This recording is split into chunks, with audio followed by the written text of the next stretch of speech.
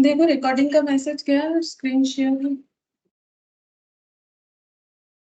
Yes ma'am. Yes ma'am, ठीक है। देखो लास्ट दिन हम लोग ये वाला क्वेश्चन हम लोग का ना इनकम्प्लीट था, मतलब एक पार्ट बाकी था, क्वेश्चन नंबर 16, ठीक है। तो ये पहले कंप्लीट करवा देते हैं, उसके बाद हम लोग नेक्स्ट वाला क्वेश्चन देखेंगे। देखो क्वेश्चन नंबर 16 जो था उसमें हम लोग को बोला था compute the sale price per bottle to enable the management to realise an estimated 10% profit on sale proceeds in Bhutan, ठीक है। तो हम लोगों ने सेलिंग प्राइस निकाल लिया था कि प्रॉफिट जितना चाहिए उसके हिसाब से हमें कितने रुपए में एक एक बॉटल सेल करना पड़ेगा, ठीक है।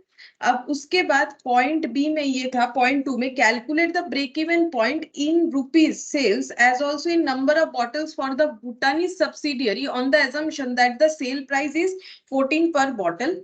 अब ये जो था यहाँ पर बोल रहा है कि अगर sale price 14 rupees per bottle हो जाए तो break even point in rupees और इन यूनिट क्या होगा। भूटानी जो सब्सिडियरी कंपनी, एक्चुअली इंडिया का एक कंपनी है जो कि भूटान में अपना एक सब्सिडियरी कंपनी ओपन कर रहा है, कुछ मिनरल वाटर का कुछ कंसेप्ट था यहाँ पर, ठीक है। सॉफ्ट ड्रिंक कंपनी है, ठीक है। तो यहाँ पर देखो हम लोगों ने पहला क्वेश्चन कर लिया था, अब हम लोग को बोला है कि अगर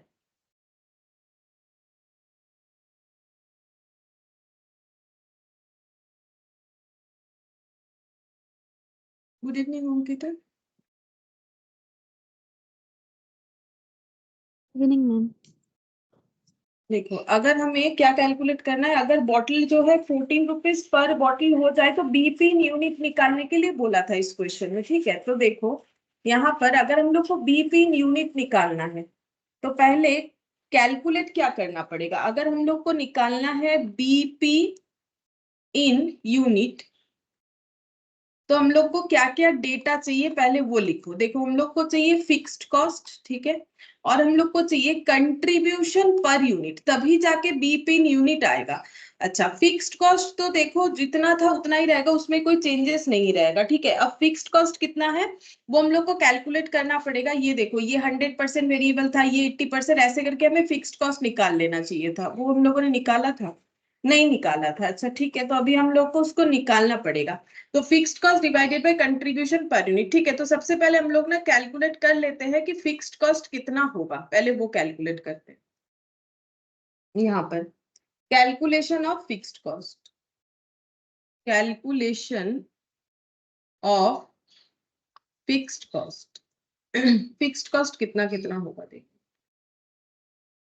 फिक्स्ड कॉस्ट है, लेबर में फिक्स्ड पोर्शन है क्योंकि 80% वेरिएबल बोला था, फैक्ट्री ओवरहेड में 60% यानी 40% फिक्स्ड होगा, एडमिनिस्ट्रेशन का 65% फिक्स्ड होगा, ठीक है। तो हम लोग फिक्स्ड कॉस्ट में लेबर का निकालेंगे, लेबर हो जाएगा 1,50,000 का 20%, 1,50,000 का 20%, 1,50,000 का 20% 30,000 आएगा।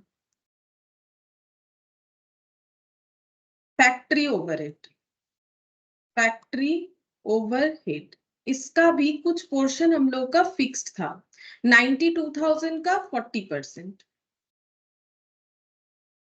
92,000 का 40% हम लोग को फिक्स्ड मिलेगा। यहाँ पर ये देखो 92,000 इंटू 40%, 36,800। और एडमिनिस्ट्रेशन ओवरहेड का ये देखो, एडमिनिस्ट्रेशन ओवरहेड, एडमिनिस्ट्रेटिव एक्सपेंस, इसमें फिक्स्ड पोर्शन है हम लोग का 40,000 का 65%, क्योंकि 35% वेरिएबल है तो बाकी पोर्शन हम लोग का फिक्स्ड है। 40,000 इंटू 65%, 26,000।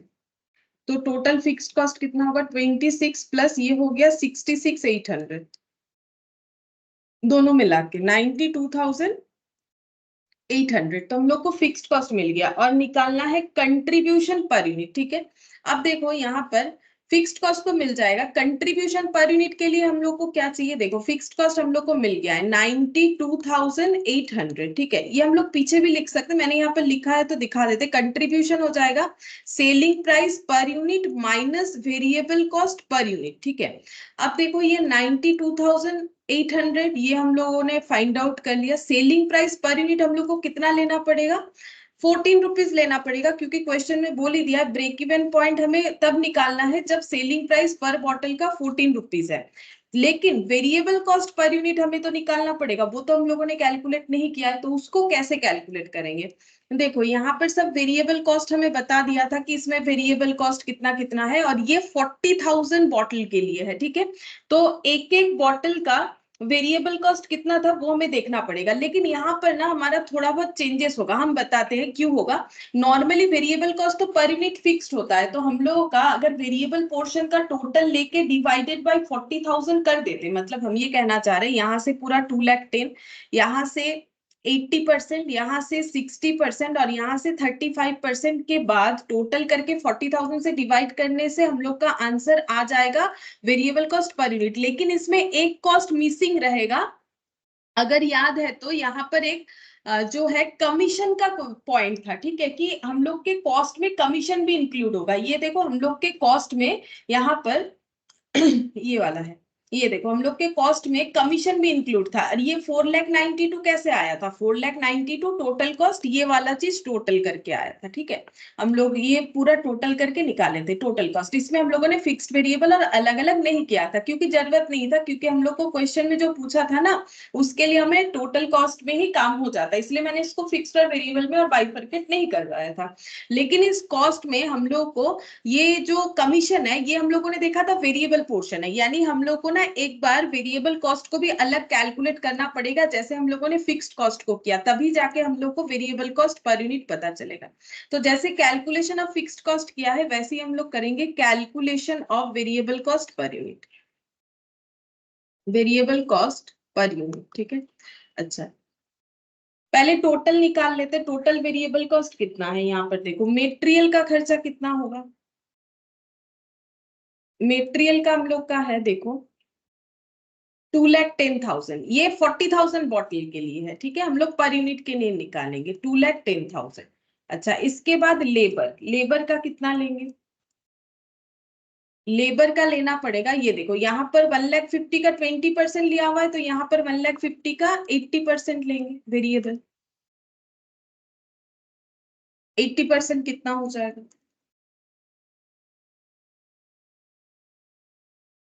120।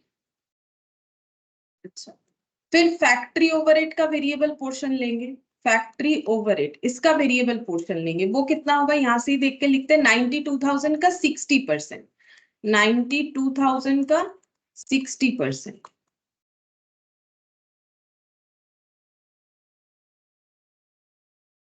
55,200, 55,200। अच्छा और इसके बाद एडमिनिस्ट्रेटिव एक्सपेंस 65 वहां था, एडमिनिस्ट्रेशन एक्सपेंस 65% वहां पर था, यहाँ पर कितना हो जाएगा एडमिनिस्ट्रेशन 40,000 का 35% वेरिएबल वाला पोर्शन, ठीक है। तो 35%, तो देखो कितना होता है 40,000 का 35%, यहाँ पर हो गया 14,000। और हम लोग को यहाँ पर ऐड करना पड़ेगा कमीशन, ठीक है, कमीशन, इसी के वजह से अलग से फिर से करना पड़ा। अच्छा कमीशन कैसे पेमेंट होने का बात था, क्योंकि ये भी हम लोग का वेरिएबल कॉस्ट है। कमीशन बोला था 8% ऑफ द सेल प्राइस, ठीक है। तो 8% हो जाएगा, सेल प्राइस कितना है 14 पर यूनिट करके। अब यहाँ पर हमें कितना जो है टोटल क्वांटिटी लेना पड़ेगा, देखो यहाँ पर हम लोगों ने जो भी वेरिएबल कॉस्ट लिया है ना, ये हम लोगों ने 40,000 यूनिट वाला ले रखा है, 40,000 यूनिट पे वेरिएबल कॉस्ट जितना होता है उतना ही ले रखा है। तो यहाँ पर भी कमीशन हमें 40,000 यूनिट पे निकालना पड़ेगा। तो अगर 40,000 यूनिट सेल करेंगे तो सेल वैल्यू कितना हो जाएगा 14 रुपीज के अकॉर्डिंग इतना। 40,000 इंटू 14, ठीक है, ये हम लोग का सेल प्राइस होगा। अब इसका 8% दिया जाएगा कमीशन, तो इनटू हम लोग इस पे लगाएंगे 8%, तो यहाँ पर आंसर आता है 44,800, ठीक है। तो ऐसे करके हम लोगों ने 40,000 यूनिट पे अगर हम लोगों का सेलिंग प्राइस पर यूनिट 14 हुआ तो टोटल वेरिएबल कॉस्ट कितना होगा वो निकाल लिया है। अब टोटल मतलब टोटल करना पड़ेगा, अभी तक वो कैलकुलेशन नहीं किया है मैंने। 14,000 प्लस 55,200 प्लस 3,40,000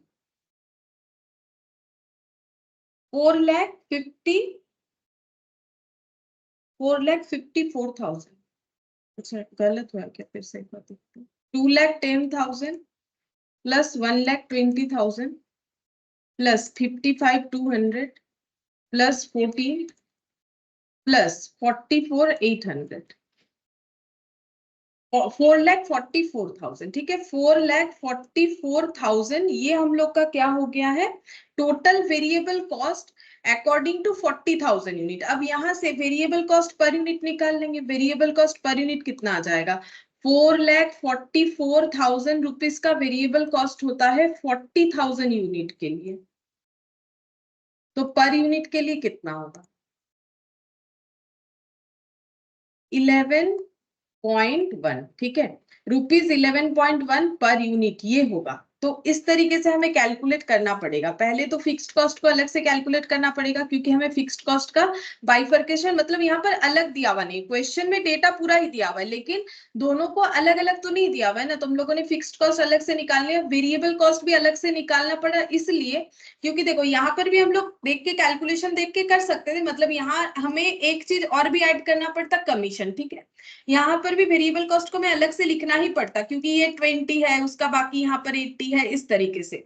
तो जो भी हो, यहाँ पर हम लोग को कमीशन ऐड करना पड़ेगा, ये स्पेशल पॉइंट है, ये हम लोग हो सकता है कि गलत कर दे। और जब कमीशन लगाएंगे तो कितने यूनिट पे लगाएंगे, जो 14 पर यूनिट करके सेलिंग प्राइस है उस पे लगाएंगे। और ये 40,000 ही क्यों लिया है, क्योंकि 40,000 पे ही तो पूरा डेटा है, तो 40,000 पे ही लेंगे। तो अगर 40,000 यूनिट प्रोड्यूस्ड होता है और सेलिंग प्राइस 14 करके है तो टोटल वेरिएबल कॉस्ट इतना, यानी वेरिएबल कॉस्ट पर यूनिट इतना हो गया 11.10। अब यहाँ पर क्योंकि मैंने पीछे लिख दिया है फॉर्मूला, अगर तुम लोग चाहो तो उस सोल्यूशन के बाद लिख सकते हो, वो ज्यादा बेटर होगा प्रेजेंटेशन। यहाँ पर यूनिट कर लो। अब देखते हैं कितना आएगा हम लोग का, -40, 2.9 पर यूनिट, ठीक है। और डिवाइड करने से ब्रेक इवन पॉइंट कितना है वो निकल जाएगा,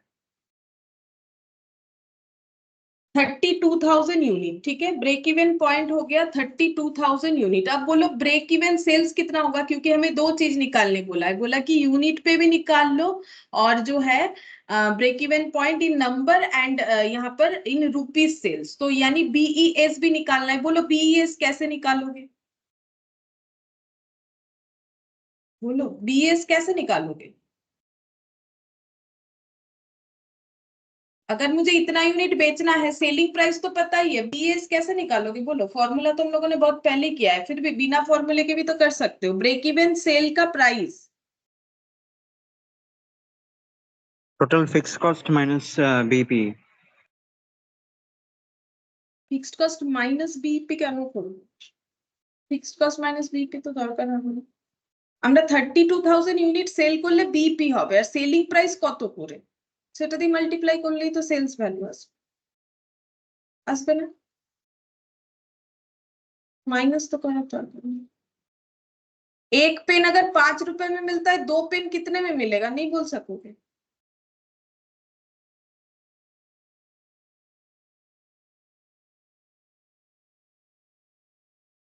32,000 यूनिट, एक जन ने भी आंसर नहीं दिया।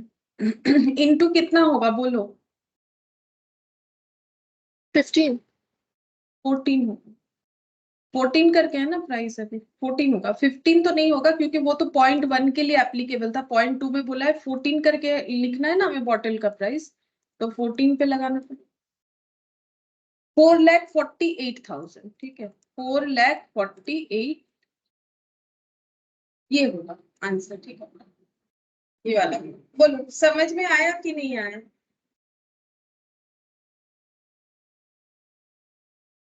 यस मैम, समझ में आया।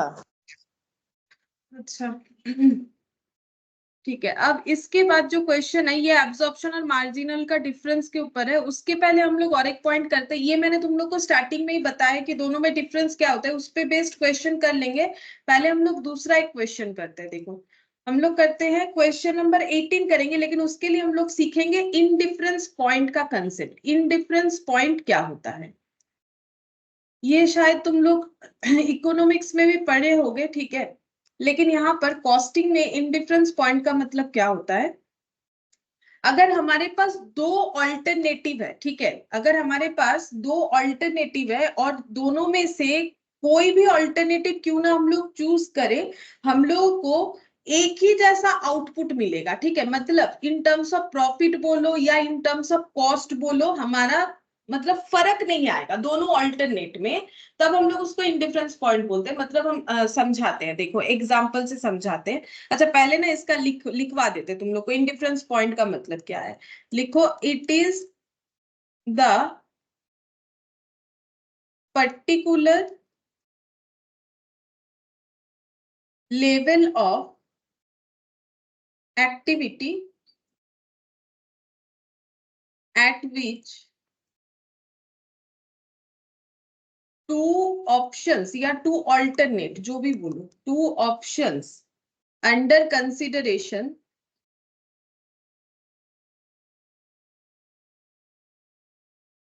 will give same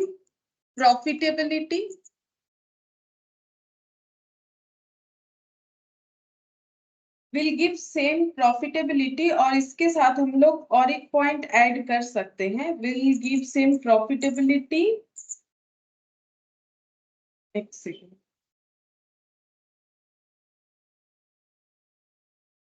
and the total cost, that is fixed cost plus variable cost of two alternatives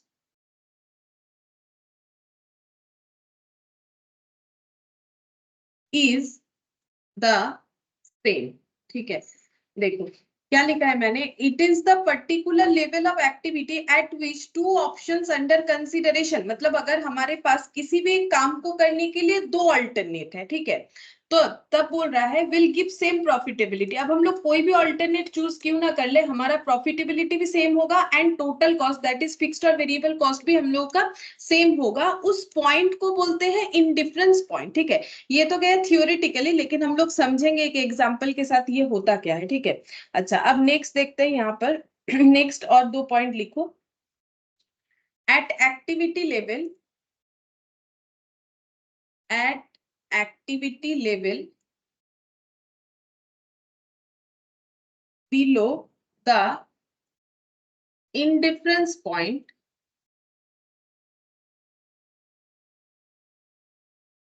अगर हम लोग इंडिफरेंस पॉइंट का जो इंडिफरेंस पॉइंट है उससे कम में परफॉर्म करते हैं, अब समझ में आएगा ये क्या होता है, बताने से, एग्जांपल देने से समझ में आएगा। The alternative with lower fixed cost and higher variable cost should be used. और नेक्स्ट पॉइंट में लिखो, at activity level above the indifference point,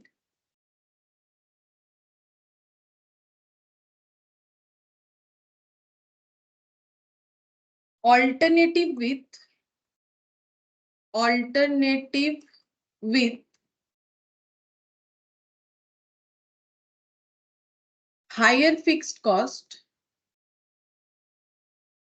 and lower variable cost should be used, ठीक है। और यहाँ एक लाइन जगह रख दो, एक फॉर्मूला लिखवा देंगे। तो हम इस पेज को पूरा रख ही देते, मेरे यहाँ पर एक लाइन का फॉर्मूला लिखवाना है, वो समझाने के बाद तुम लोगों से पूछ के ही लिखेंगे, इसलिए मैंने नहीं लिखा है, ठीक है। अच्छा, और यहाँ पर और एक पॉइंट भी ऐड ऑन कर सकते हैं हम लोग, और एक पॉइंट भी ऐड ऑन कर सकते हैं लास्ट में। Management is indifferent as to the choice out of two alternatives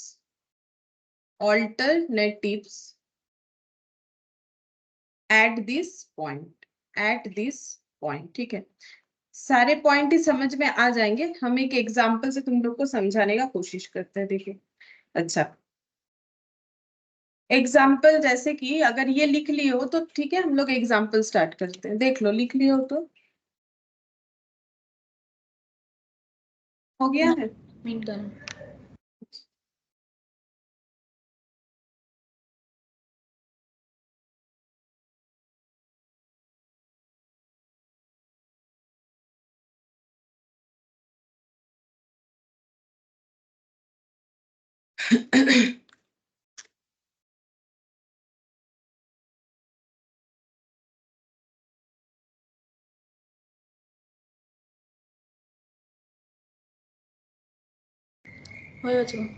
अच्छा, देखो वो सभी पॉइंट समझ में आ जाएगा। पहले हम लोग एक एग्जांपल लेते हैं। जैसे मान लो कि अगर कोई कंपनी को प्रोडक्शन करना है कोई पर्टिकुलर प्रोडक्ट, तो उसे मशीन का जरूरत हो सकता है, क्योंकि देखो आजकल तो सभी चीज मशीन ओरिएंटेड है।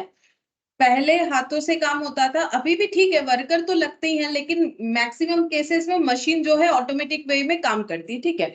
अब मान लो कोई ऑर्गेनाइजेशन मशीन खरीदने गया और वो जाके सप्लायर को बोल रहा है कि मुझे पर्टिकुलर एक प्रोडक्ट बनाना है, उसके लिए आप लोगों के पास क्या मशीन अवेलेबल है, ठीक है। जैसे कि मान लो यहाँ पर एग्जांपल, जैसे ये है कंपनी एबीसी लिमिटेड, ठीक है। एबीसी लिमिटेड एक कंपनी है, ठीक है। ये कंपनी जो है एक प्रोडक्ट बनाती है, प्रोडक्ट एक्स, ठीक है। अब इस प्रोडक्ट एक्स को बनाने के लिए इनको एक मशीन का जरूरत है, ठीक है। इनको मशीन का जरूरत है, तो ये मशीन के लिए मशीन का रिक्वायरमेंट है। तो इन्होंने क्या किया, सप्लायर के पास चले गए, ठीक है, जो मशीन बेचते हैं। सप्लायर के पास गए और सप्लायर को बोला कि मुझे ये प्रोडक्ट बनाना है, ये स्पेसिफिक प्रोडक्ट एक्स बनाना है, इसके लिए आपके पास क्या मशीन अवेलेबल है। तो सप्लायर ने बोला कि इस प्रोडक्ट को बनाने के लिए हमारे पास दो मशीन अवेलेबल है, ठीक है। मशीन 1 और मशीन 2, ठीक है। दो मशीन बता दिया, दोनों में ही ये प्रोडक्ट बन जाएगा। आप मशीन 1 खरीदो तो भी बन जाएगा, आप मशीन 2 खरीदो तो भी बन जाएगा, ठीक है। अच्छा, फिर सप्लायर ने और एक चीज भी बोला, ये मशीन का लाइफ भी जो है, ये मशीन का लाइफ भी है 10 इयर्स, और अगर आप ये वाला मशीन खरीदोगे तो इसका लाइफ भी है 10 इयर्स, ठीक है। अगेन हमें सेम बात बता दिया, बोला कि आपका प्रोडक्ट ये मशीन में भी बनेगा, ये प्रोडक्ट इस मशीन में भी बनेगा, इसका भी लाइफ 10 इयर्स, इसका भी लाइफ 10 इयर्स, ठीक है। अब एबीसी लिमिटेड ने बोला कि मुझे बनाना है ये प्रोडक्ट 10,000 यूनिट, तो कौन सा मशीन सही रहेगा, ठीक है। अगेन सप्लायर बोल रहा है कि ये मशीन भी 10,000 यूनिट बना लेता है, ठीक है, और ये मशीन भी 10,000 यूनिट बना लेता है पर डे। मान लो कि पर डे 10,000 यूनिट का प्रोडक्शन करना है, तो सप्लायर बोल रहे हैं मशीन 1 भी जो है 10,000 यूनिट बना लेगा, मशीन 2 भी जो है 10,000 यूनिट बना लेगा, ठीक है। अब यहां तक क्या लग रहा था, हम लोग मशीन 1 ले लें या मशीन 2 ले लें, हमारे लिए तो बात बराबर है। दोनों ही मशीन हमें प्रोडक्ट एक्स बना के देगा, दोनों ही मशीन का लाइफ 10 इयर्स है, दोनों ही मशीन हमें 10,000 यूनिट पर डे बना के दे देगा, ठीक है। तो यहां तक हमारे लिए दोनों अल्टरनेट सेम कंडीशन में चल रहा था, ठीक है। ये ले लो या ये ले लो, हमारे लिए दोनों अल्टरनेट सेम दिख रहा था, ठीक है। अब अगर हम लोग सप्लायर को पूछे क्या ये दोनों मशीन में कोई भी फर्क नहीं है, तो अब सप्लायर बोलना स्टार्ट कर रहा है, देखो हाँ फर्क है। क्या फर्क है, सप्लायर बोल रहा है, देखो हम यहाँ पर जो डिफरेंस है वो लिख रहे हैं। मशीन 1 लिख दिया, यहाँ पर मशीन 2 लिख दिया, ठीक है। अब सप्लायर बोल रहा है कि अगर मशीन 1 खरीदेंगे तो इसका फिक्स्ड कॉस्ट कितना पड़ जाएगा, मतलब फिक्स्ड कॉस्ट यानी खरीदने का नहीं बोल रहे, मतलब इस मशीन को ले जाके चलाने का, ठीक है। तो मशीन को ऑपरेट करने का फिक्स्ड कॉस्ट और वेरिएबल कॉस्ट तो होगा, तो बोल रहे हैं मशीन 1 के लिए फिक्स्ड कॉस्ट होता है 1,50,000 और मशीन 2 के लिए होता है 2,90,000 और मशीन 1 का वेरिएबल कॉस्ट पर यूनिट है 70 रुपीज, ठीक है, और मशीन 2 का वेरिएबल कॉस्ट है 35 रुपीज। ये सब पर यूनिट में है, ठीक है। अब बोलो कौन सा बेटर ऑप्शन होगा। देखो हम लोग को कैसे पता करना पड़ेगा, जिसमें हम लोग का टोटल कॉस्ट कम होगा हमें वही वाला लेना चाहिए। ऐसे देख के तुम लोग को क्या लगता है कौन सा मशीन लेने से बेटर होगा? अगर सिर्फ फिक्स्ड कॉस्ट के बेसिस पे सोचोगे तो कौन सा मशीन अच्छा रहेगा?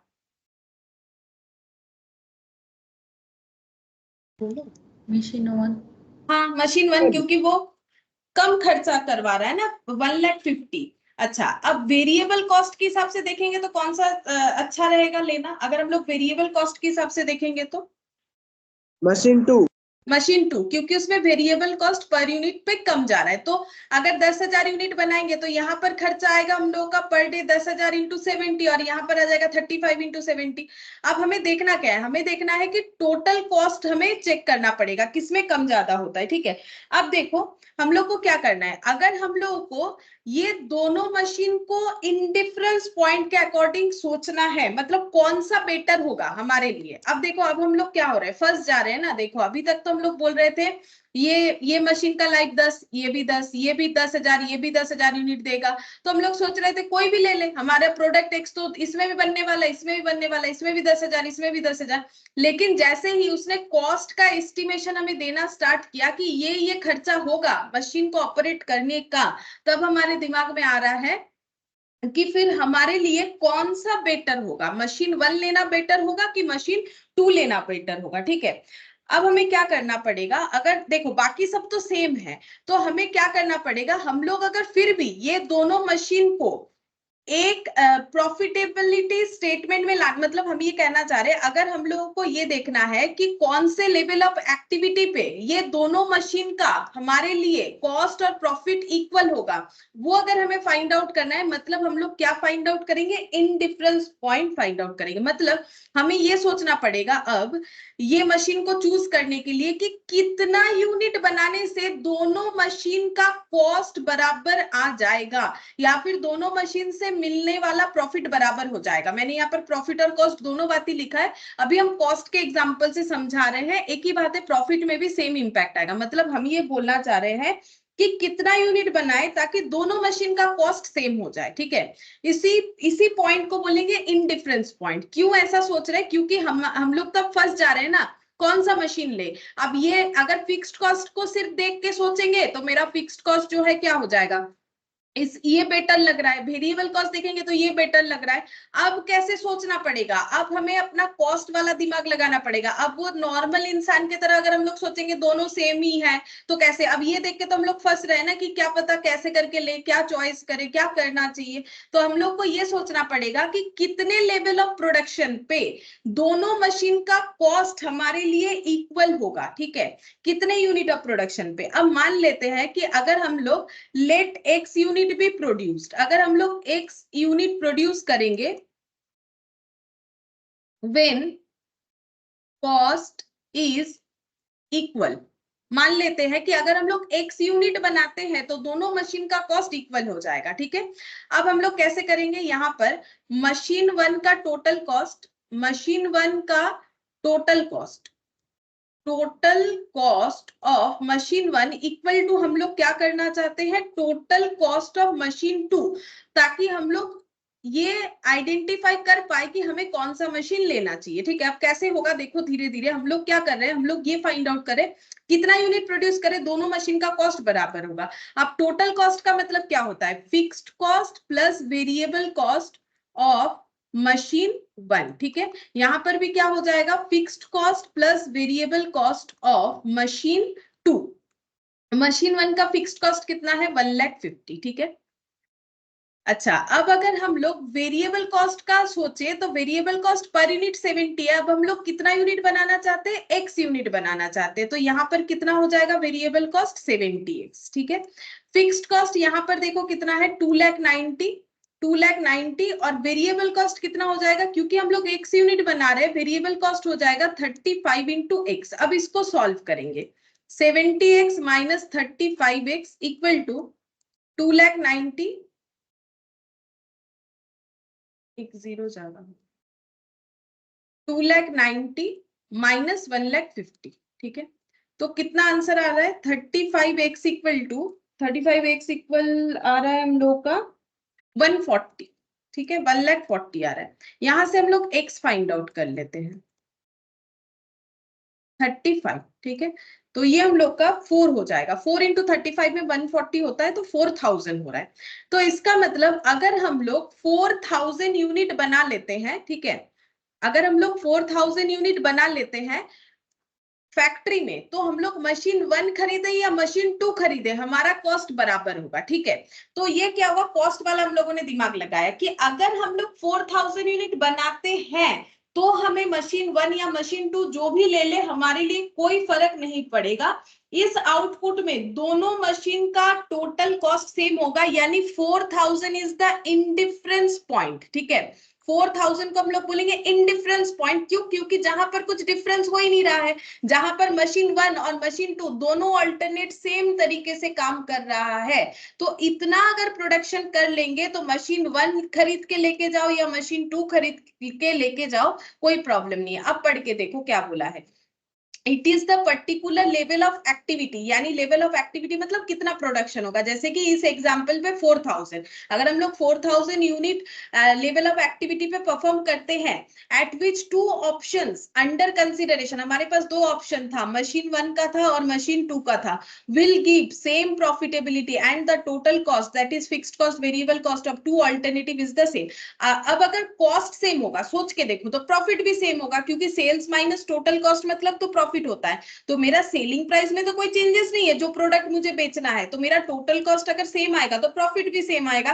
तो जो इंडिफरेंस पॉइंट है वहां पर हम लोग का cost as well as profit दोनों ही सेम आ जाता है। तो वही बोला है कि ये ऐसा लेवल ऑफ एक्टिविटी है जहां पर हम लोग का जहां पर हम लोग का प्रॉफिटेबिलिटी भी सेम आएगा, जो भी चॉइस कर लो, और हम लोग का टोटल कॉस्ट भी सेम आएगा, चाहे कोई भी ऑल्टरनेट ले लो। ठीक है। ये तो शायद समझ में आया होगा तुम लोगों की इंडिफरेंस पॉइंट क्या होता है, जहां पर दोनों अल्टरनेटिव सेम वे में काम करेंगे। अब यहां से एक फॉर्मूला निकल के आएगा, मैंने बोला ना एक फॉर्मूला लिख पाएंगे। जैसे देखो, अगर तुम लोग देखोगे 1,40,000 कैसे आया है? 2,90,000 और 1,50,000 का डिफरेंस करके। तो 2,90,000 और 1,50,000 किस चीज का डिफरेंस है? फिक्स्ड कॉस्ट का डिफरेंस है। ठीक है। ये अगर देखोगे ना ध्यान से, तो ये मेरा क्या है? x इक्वल टू मैंने लिखा है डिफरेंस इन फिक्स्ड कॉस्ट। देखो डिफरेंस इन फिक्स्ड कॉस्ट लिखा है, डिवाइडेड बाय 35 कैसे आया है? देखो 70 और 35 को लेस करके, मतलब ये दोनों को लेस करके, यानी वेरिएबल कॉस्ट पर यूनिट को लेस करके, वेरिएबल कॉस्ट पर यूनिट को लेस करके। और x मेरा क्या है? x मेरा यूनिट प्रोडक्शन है, और ये यूनिट प्रोडक्शन जो है डिफरेंस इंडिफरेंस पॉइंट वाला है। तो इसका मतलब हम लोग फॉर्मूला बोल सकते हैं कि कॉस्ट इन डिफरेंस पॉइंट जो है वो हम लोग का हो जाएगा difference in fixed cost divided bye difference in variable cost per unit होना चाहिए, वेरिएबल कॉस्ट का पर यूनिट होना चाहिए। मतलब इसका फॉर्मूला तुम लोग यहाँ पर लिख लो, यहाँ पर जगह है, मेरा यहाँ पर जगह है, तुम लोग का यहाँ जगह नहीं है तो साइड में लिख सकते हो, इस पैरा के साथ लिख सकते हो, हम ये लास्ट में दिखा देते हैं। ठीक है। यहाँ पर लिखते हैं, मतलब ये फॉर्मूला जो है कंसेप्ट के साथ हम लोगों ने समझ लिया कि ये फॉर्मूला क्यों आएगा। तो ऊपर टोटल फिक्स्ड कॉस्ट आएगा, वेरिएबल कॉस्ट लेकिन हम लोग को पर यूनिट में लेना पड़ेगा। ठीक है। वेरिएबल कॉस्ट हम लोग पर यूनिट में लेंगे। अच्छा, यहाँ पर लिखते हैं,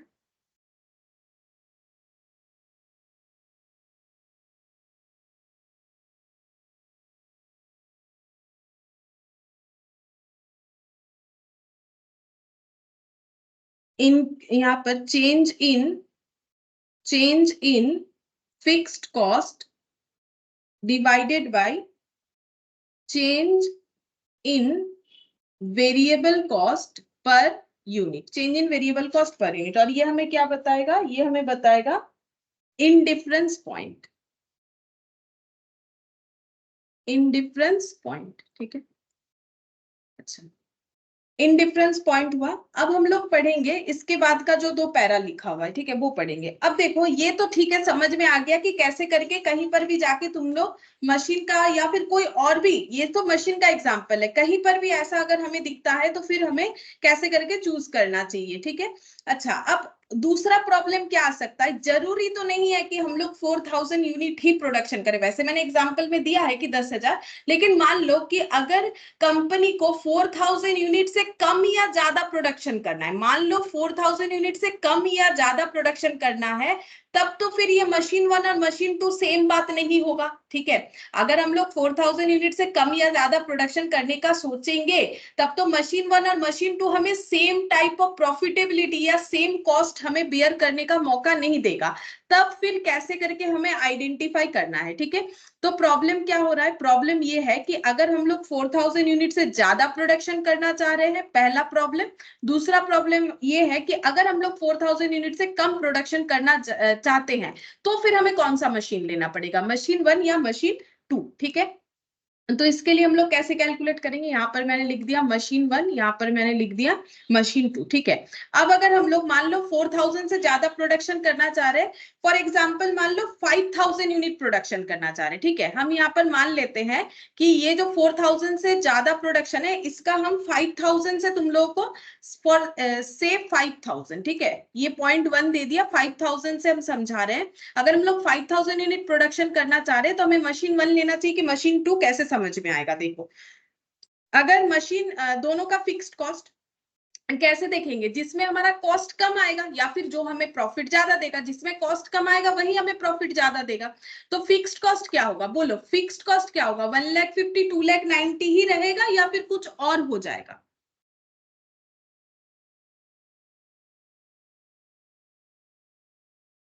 अगर हम लोग 5000 यूनिट प्रोडक्शन करेंगे तो फिक्स्ड कॉस्ट क्या होगा, मैम सेम रहेगा। सेम रहेगा, कुछ भी चेंज नहीं होगा, क्योंकि फिक्स्ड कॉस्ट थोड़ी ना कभी चेंज होता है आउटपुट के साथ, ये तो हम लोगों ने स्टार्टिंग में ही पढ़ा था ना। 1,50,000 और ये हो जाएगा 2,90,000, जैसा था वैसा ही रहेगा।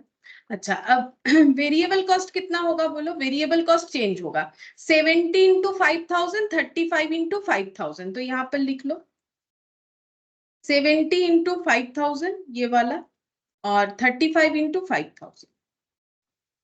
अब देखते हैं कितना आता है, ये तो हो गया 3,50,000।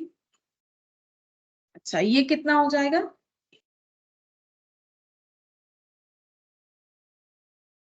1,75,000। 1,75,000। और दोनों का टोटल करके देखो टोटल कॉस्ट कितना आ रहा है, ये और ये, ठीक है। टोटल कॉस्ट देखो कितना आ रहा है,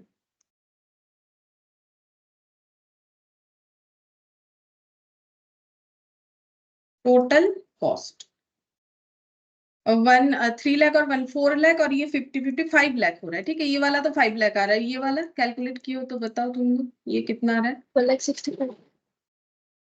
4,65,000। अच्छा, 4,65,000, ठीक है। अच्छा, अब देखो, अब मुझे बोलो कौन सा मशीन लेना चाहिए अगर हम 5,000 यूनिट प्रोडक्शन करेंगे, तो ये तो देख के ही बता सकते हो ना, बोलो। मशीन 2। मशीन 2, ठीक है, क्यों, क्योंकि ये खर्चा कम देगा, अगर खर्चा कम देगा तो प्रॉफिट ज्यादा देगा, ठीक है। तो इससे हम लोग को ये पता चल रहा है कि अगर हम लोग इंडिफरेंस पॉइंट जो होता है, ठीक है, ये बीच में मान लो जैसे नंबर सिस्टम होता है ना, नंबर लाइन ड्रॉ करते हो, इधर 0 होता है, इधर प्लस, इधर माइनस, अगर हम लोग इंडिफरेंस पॉइंट से जो है प्लस में जा रहे हैं, ज्यादा प्रोडक्शन करने का सोच रहे हैं, ठीक है, इंडिफरेंस पॉइंट से ज्यादा प्रोडक्शन करने का सोच रहे हैं, क्योंकि मेरा 4,000 इंडिफरेंस आया था, तो अगर हम लोग सोच रहे हैं 5,000 यूनिट प्रोडक्शन करेंगे, तो हमें दिख रहा है कि मशीन तो हमारे लिए सस्ता है।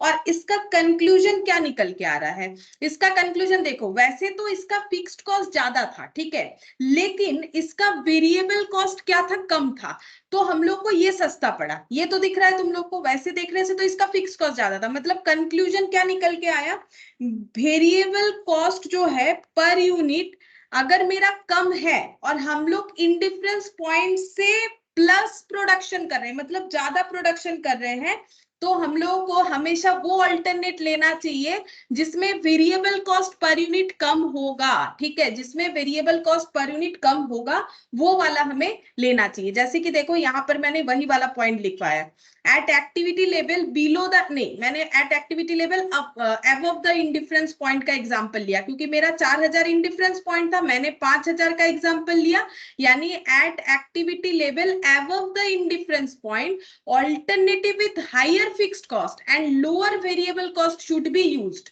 और हम लोग को हमेशा इस केस में क्या करना चाहिए, हायर फिक्स्ड कॉस्ट वाला ऑल्टरनेटिव और लोअर वेरिएबल कॉस्ट देने वाला ऑल्टरनेटिव चूज करना चाहिए, जिसको मैंने तुम लोग को प्रूव करके दिखाया। देखो इसमें फिक्स्ड कॉस्ट ज्यादा था, ठीक है, वेरिएबल कॉस्ट कम था, ये 35 था, ये 70 था, ये 150 था, ये 290 था। इसको चूज करने से हमारे लिए सस्ता पड़ेगा, ठीक है, ये वाला। और अगर हम लोग इंडिफरेंस पॉइंट से बिलो में जाते हैं, मतलब मान लो से फॉर एग्जांपल हम लोग 3000 यूनिट प्रोडक्शन करना चाहते हैं, ठीक है, हम लोग मान लो 3000 यूनिट प्रोडक्शन करेंगे, तो हमें कैसे सोचना पड़ेगा, तो मशीन 1 और मशीन 2, तो इस केस में भी हम लोग का फिक्स्ड कॉस्ट क्या हो जाएगा, सेम रहेगा, 1,50,000, 2,90,000। वेरिएबल कॉस्ट अपना जो यूनिट है उसके हिसाब से चेंज होता जाएगा, 3000 इंटू 70 और 3000 इंटू 35। अच्छा ये तो हो जाएगा 2,10,000 और ये ऐड करने से हो जाएगा 2 और 1 3,60,000 और ये वाला कितना होगा, इसका तो मल्टीप्लीकेशन किया नहीं मैंने, 1,05,000 होगा ना, 1,05,000, 3,95,000, ठीक है। अब बोलो मुझे इस केस में अगर मुझे 3000 यूनिट मतलब बिलो द डिफरेंस पॉइंट मुझे प्रोडक्शन करना है, तो मेरे लिए कौन सा अल्टरनेट बेनिफिट देगा, M1 या M2?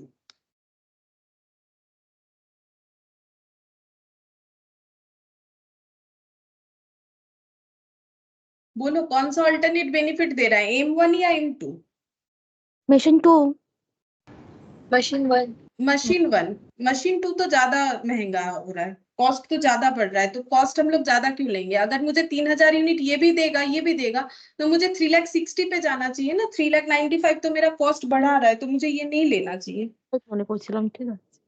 अच्छा इंडिफरेंस पॉइंट, ये देखो अगर हम लोग का इंडिफरेंस पॉइंट से हम लोग इधर प्रोडक्शन कर रहे हैं मतलब बिलो, ठीक है, इंडिफरेंस पॉइंट से कम इधर दिखा दिया मैंने, ठीक है, मतलब उससे कम जा रहे हैं, क्योंकि हम लोग का 4000 था, 4000 के नीचे हम लोग जा रहे हैं, 3000 में जा रहे हैं, तो हमें ऑल्टरनेट कैसे चूज करना चाहिए, जिसका फिक्स्ड कॉस्ट क्या है, जिसका फिक्स्ड कॉस्ट कम है। देखो जिसका फिक्स्ड कॉस्ट कम है वो हमें ज्यादा बेनिफिट देगा, ठीक है, जिसका फिक्स्ड कॉस्ट कम है वो हमें ज्यादा बेनिफिट देगा, भले ही उसका वेरिएबल कॉस्ट पर यूनिट ज्यादा क्यों ना हो, क्योंकि देखो यहाँ वेरिएबल कॉस्ट 70 था, यहाँ 35 था, लेकिन कोई भी एक चीज को देख के हम लोग जो है कंक्लूजन तक नहीं पहुंच सकते हैं, ठीक है, हमें दोनों चीज को देखना पड़ेगा।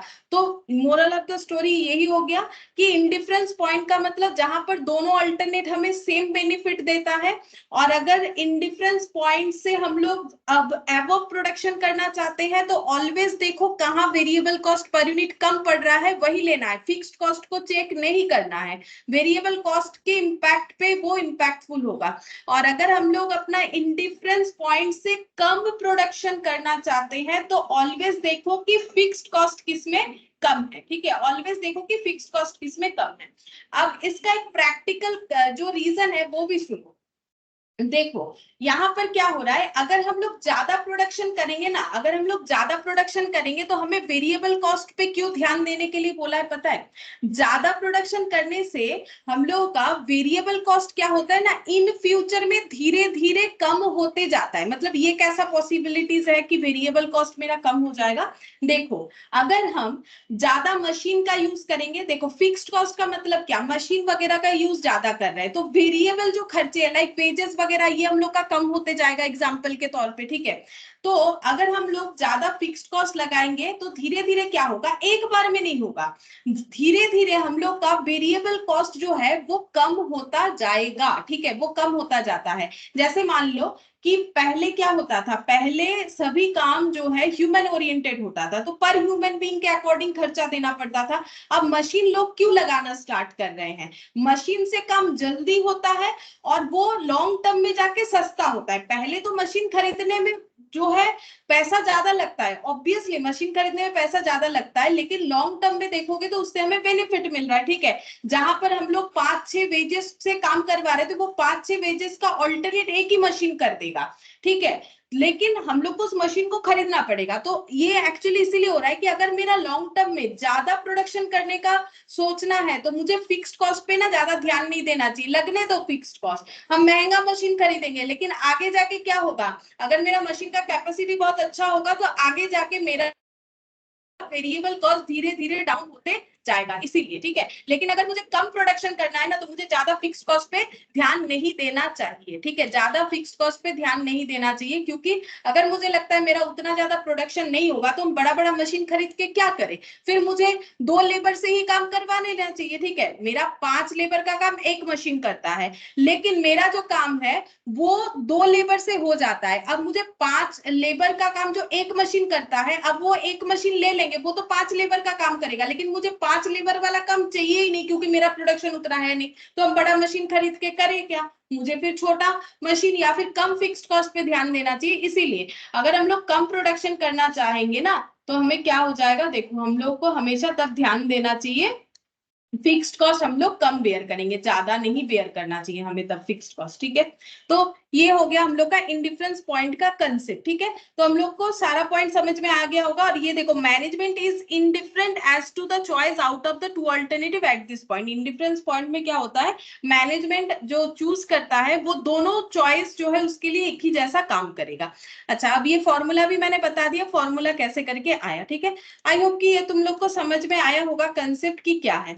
अब हम लोग इस पे क्वेश्चन करते, देखते तुम लोगों को समझ में आ गया कि नहीं। ये क्वेश्चन करने से तुम लोग बताओ कि कर पा रहे हो कि नहीं। जैसे देखो ये वाला इलास्ट्रेशन 8, ठीक है, अभी थोड़ी देर पहले हम लोगों ने 16 कंप्लीट कर लिया, 17 मैंने गैप रखा है बिकॉज वो दूसरे कंसेप्ट में है। 18 वाला देखो, बोल रहा है the following are the cost data for 3 alternative ways processing the clerical work for cases brought before the LC code system. मतलब क्या बोला है, देखो यहाँ पर हमें कुछ कॉस्ट डेटा दिया हुआ है। कॉस्ट डेटा मतलब कुछ लागत का डेटा दिया हुआ है, किस चीज का, 3 alternative ways of processing the clerical work for cases.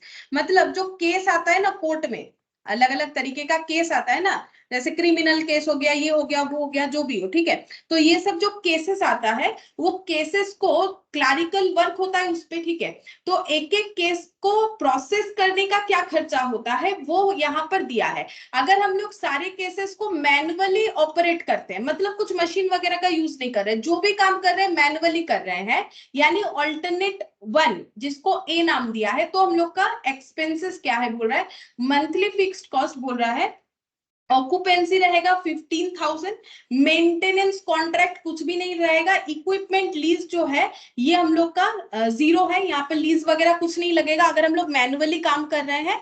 और यहाँ पर ये देखो, ये टोटल हम लोगों को ऊपर फिक्स्ड कॉस्ट ही बोल रखा है, नीचे ना वेरिएबल कॉस्ट आ गया है। तो देखो अगर हम लोग मैनुअली काम कर रहे हैं तो ऑल्टरनेट ए में हम लोग का फिक्स्ड कॉस्ट कितना है, 15,000। ठीक है, अगर हम लोग सेमी ऑटोमेटिक कर रहे हैं, मतलब कुछ मशीन से काम होगा, कुछ मैनुअली काम होगा, यानी सेमी ऑटोमेटिक, तो तीनों कैटेगरी में कुछ ना कुछ खर्चा बताया है। और फिक्स्ड एक्सपेंसेस हो गया है 15 + 5 20 और 25 हो गया है हम लोग का 45,000। ठीक है, और अगर फुल्ली ऑटोमेटिक हो जाते हैं तो फिर हम लोग का खर्चा हो रहा है 1,25,000। ठीक है, इक्विपमेंट लीज ज्यादा लगेगा क्योंकि ऑटोमेटिक हो जाओगे तो इक्विपमेंट तो ज्यादा चाहिए होगा। ठीक है, अब ह्यूमन बीइंग से काम करवाओगे नहीं तो हर एक चीज के लिए इक्विपमेंट रखना पड़ेगा। ठीक है, और मेंटेनेंस का खर्चा जो है 10,000 हो जाएगा, इक्विपमेंट वगैरह मेंटेनेंस करना पड़ेगा, ऑक्यूपेंसी का खर्चा वही रह रहा है। ठीक है, तो जो भी हो, यहाँ जो भी खर्चा दिया हुआ है कोर्ट रिलेटेड से, एक तीनों का अलग अलग हम लोगों ने फिक्स्ड कॉस्ट देखा कितना होगा। अब नेक्स्ट हमें क्या बोला है, वेरिएबल कॉस्ट पर यूनिट क्या होगा पर रिपोर्ट। ठीक है, बोल रहा है कि सप्लाईज 40 और लेबर 20 यानी 240, यहाँ पर 60 और 80, ये टोटल करने से कुछ एक आएगा, कितना आएगा, 130, अच्छा जो भी आ रहा हो, और ये हो गया 40 रुपीज। वेरिएबल कॉस्ट कम हो गया। देखो मैंने अभी तुम लोग को वही समझाया ना, अगर हम लोग फिक्स्ड कॉस्ट में ज्यादा इन्वेस्ट करेंगे तो हम लोग का वेरिएबल कॉस्ट क्या हो जाएगा, कम हो जाएगा, ठीक है। ज्यादा हम लोगों को वेरिएबल खर्चे नहीं करने पड़ेंगे अगर हम लोग मशीन ओरिएंटेड ज्यादा काम करें, मशीन पे ज्यादा खर्चा करें। अब बोल रहा है calculate cost in difference point, interpret your result. मतलब हम लोग को क्या फाइंड आउट करना है, कॉस्ट इन डिफरेंस पॉइंट, यानी क्या निकालना पड़ेगा बोलो तो, कॉस्ट इन डिफरेंस पॉइंट का मतलब हम लोग को ये निकालना पड़ेगा, ये वाला कॉस्ट इन डिफरेंस पॉइंट। अच्छा इसको ना इसके आगे कॉस्ट लिख लो, इसका पूरा नाम है कॉस्ट इन डिफरेंस पॉइंट, ये निकालना पड़ेगा, यानी change in fixed cost divided by change in variable cost per unit, ये हमें निकालना पड़ेगा। और उसके बाद हमें अपने रिजल्ट को इंटरप्रेट करना पड़ेगा। अच्छा अब कैलकुलेट करने के लिए हमें क्या करना पड़ेगा, फिक्स्ड कॉस्ट का चेंजेस देखना पड़ेगा दो अल्टरनेट पे, बट यहाँ पर देखो तीन ऑल्टरनेट दे दिया है, ठीक है। तीन ऑल्टरनेट को कैसे कंपेयर करें, क्योंकि हम लोगों ने तो दो का ही देखा था, तीन ऑल्टरनेट को तो हम लोग डायरेक्टली कंपेयर कर ही नहीं सकते हैं, ठीक है। मतलब ए के साथ एट ए टाइम बी और सी का कंपैरिजन कभी भी पॉसिबल नहीं है। तो फिर हम लोगों को फिर भी आंसर तो देना है, तो हम लोग कैसे करके कंपेयर कर सकते हैं, हम लोग एक एक मतलब पेयर में कंपेयर कर सकते हैं। जैसे कि हम लोग ए और बी को कंपेयर कर सकते हैं, फिर बी और सी को कंपेयर कर सकते हैं, और ए और सी को कंपेयर कर सकते हैं। मतलब अगर हम लोग मैनुअल सेमी ऑटोमेटिक में चले तो कौन सा बेटर है, सेमी ऑटोमेटिक और फुल्ली ऑटोमेटिक में चले तो कौन सा बेटर है, और मैनुअल और फुल्ली ऑटोमेटिक में चले तो कौन सा बेटर है, ये हमें फाइंड आउट करना है, ठीक है। अब देखो यहाँ पर तो हमें बोला है ना इंडिफरेंस पॉइंट निकालने के लिए, देखो इंडिफरेंस पॉइंट निकालने के लिए बोला है, तो कॉस्ट ऑफ इंडिफरेंस पॉइंट का मतलब हमें क्या करना है, चेंज इन फिक्स्ड कॉस्ट और change in variable cost per unit calculate करना है, बस और कुछ नहीं, ठीक है। अब देखो कैसे करके होगा, इसका प्रेजेंटेशन कैसे होगा, देखो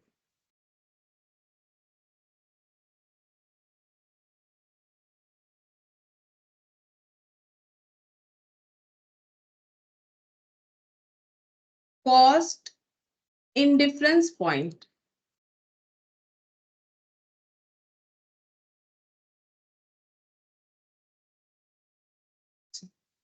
अब हमेशा याद रखो कभी भी हम लोग दो अल्टरनेटिव को ही कंपेयर कर सकते, कभी भी हम लोग तीन alternative at a time compare नहीं कर सकते। अगर हमें 3 4 5 दे दिया है ना, तो हमें दो दो पेयर में, मतलब एक एक पे, मतलब ए बी बी सी फिर ए सी ऐसे करके कंपेयर करना पड़ेगा, स्प्लिट कर करके। कभी भी तीन चीज एक साथ कंपेयर नहीं हो सकता है, क्योंकि हमें दो फिक्स्ड कॉस्ट और दो वेरिएबल कॉस्ट को ही कंपेयर करने को मिलेगा, ठीक है।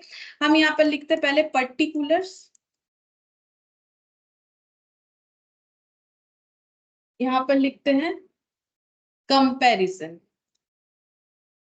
अच्छा कंपैरिजन हम लोग कैसे करेंगे, यहाँ पर एक बार कंपैरिजन करेंगे ए एंड बी का, ठीक है, एक बार कंपैरिजन करेंगे ए एंड सी का, ठीक है, और एक बार कंपैरिजन करेंगे बी एंड सी का। देख लो ठीक लिखा है कि नहीं, हमें ये तीनों को कंपेयर करना चाहिए, मैनुअल सेमी ऑटोमेटिक मतलब ए बी ए सी और बी सी, देख लेते हैं A B A C B C, हाँ ठीक लिखा है।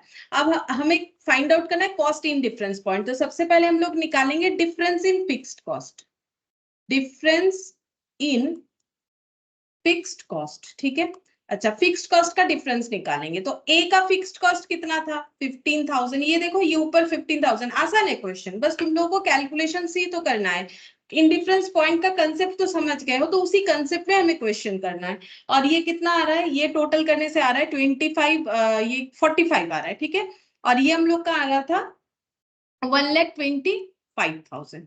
तो हम लोग को फिक्स्ड कॉस्ट का कंपैरिजन करना है, तो ये देखो ए बी और सी यहाँ पर दिख रहा है मुझे। अब हम लोग निकाल लेते हैं ए और बी का कंपैरिजन करेंगे, तो बी का है 45,000, तो 45,000 माइनस 15,000, ठीक है। और यहाँ पर हो जाएगा ए का है 15 और सी का है 125, तो 1,25,000 माइनस हो जाएगा 15,000, और बी एंड सी का देखो 45,000 और 125, तो 1,25,000 माइनस कितना हो जाएगा, सी हो गया, और बी मतलब मुझे 45 लेना पड़ेगा, ठीक है 45,000। अब इसका आंसर निकालो कितना कितना होगा, फिर निकालेंगे difference in variable cost per unit. अब इसका डिफरेंस निकालो कितना हो जाएगा, ये हो गया हम लोग का 30,000, ये सब रुपीज में आ रहा है, ठीक है। ये हम लोग का कितना हो जाएगा 1,10,000, और ये कितना हो जाएगा 80,000, ठीक है। डिफरेंस इन फिक्स कॉस्ट आ गया। अब निकालना पड़ेगा डिफरेंस इन वेरिएबल कॉस्ट, लेकिन पर यूनिट, ठीक है।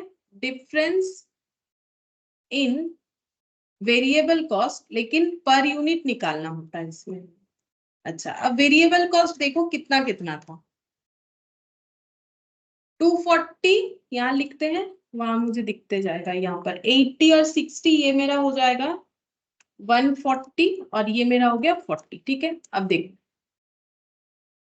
ए बी, ठीक है, तो 240 माइनस 140, ए सी 240 माइनस 40 और बी सी 140 माइनस 40, ठीक है। तो यहाँ पर आ रहा है मेरा 100, यहाँ पर आ जाएगा 200 और यहाँ पर हो रहा है 100, ठीक है। ये आ गया। अब हम लोग को निकालना है कॉस्ट ऑफ इंडिफरेंस पॉइंट, तो क्या करेंगे, ये दोनों को डिवाइड करना पड़ेगा। तो यहाँ पर लिखते हैं कॉस्ट ऑफ इंडिफरेंस पॉइंट।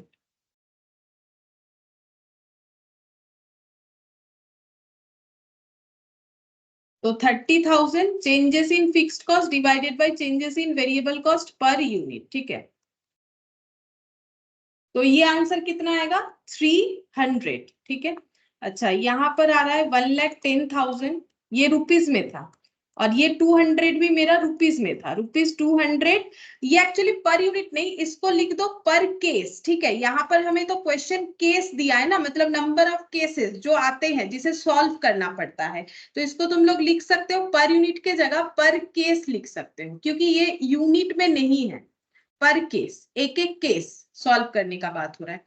तो यहाँ पर इंडिफरेंस पॉइंट यहाँ पर लिख देते हैं इन यूनिट जैसे होता है, मैंने यहाँ पर लिख दिया इन केस, ठीक है। तो ये आंसर क्या आ रहा है, केस 300 केसेस।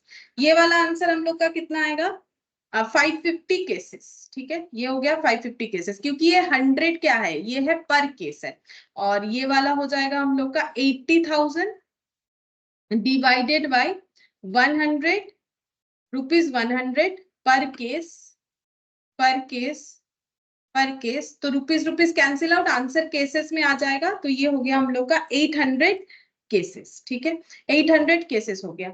तो ये देखो हम लोग का आंसर यहाँ पर दिख रहा है कि इतना इतना, अगर हम लोग ए और बी का चॉइस करें तो इतना केसेस हम लोग का इंडिफरेंस पॉइंट होगा ए बी में। मतलब अगर हम लोग 300 केसेस आता है तो ए ऑल्टरनेट ले लो या बी, दोनों में हमारा कॉस्ट या प्रॉफिट सेम होगा। अगर हम लोग ए और सी केस, ए और सी को जो है लेना चाहते हैं, तो अगर 550 केसेस आएगा तो ए ऑल्टरनेट ले लो या सी ऑल्टरनेट ले लो, दोनों में हम लोग का प्रॉफिट या कॉस्ट सेम होगा। और अगर 800 केसेस आता है हम लोगों के पास, तो फिर बी या सी में से कोई भी ले लो, हम लोगों का दोनों अल्टरनेट में सेम कॉस्ट लगेगा या फिर सेम प्रॉफिट जनरेट हो सकता है। तो हम लोग का पहला आंसर यही बोला था, calculate cost in difference point. अब बोला इंटरप्रेट योर रिजल्ट, अब हमें इसको इंटरप्रेट करके बताना है, ठीक है। तो देखो इसमें हम लोग क्या लिखेंगे, at activity level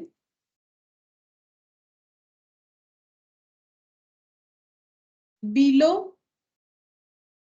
the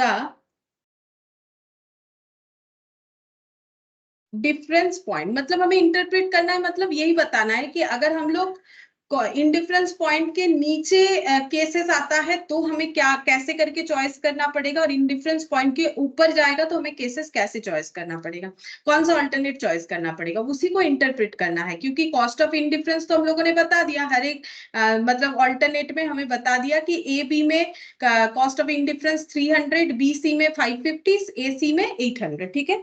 An activity level below the indifference point, comma, the alternative with lower fixed cost,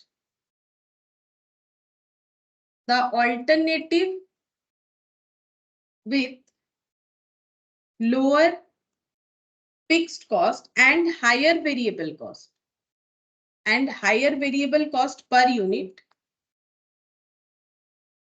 should be used. इस बात को हमें लिखना है, इंटरप्रेट करना है रिजल्ट को, कि अगर हम लोग जो हमारा इंडिफरेंस पॉइंट आया है तीनों केसेस में ही ये वाला पॉइंट लागू होगा, कि अगर हम लोग 300 के ए और बी के ऑल्टरनेट के बीच में अगर हमारा 300 से नीचे केस आता है तो हमें कैसे ऑल्टरनेटिव को चूज करना पड़ेगा, जहां पर फिक्स्ड कॉस्ट कम होगा और वेरिएबल कॉस्ट पर यूनिट ज्यादा होगा। ठीक है, और नेक्स्ट हम लोग लिखेंगे at activity level,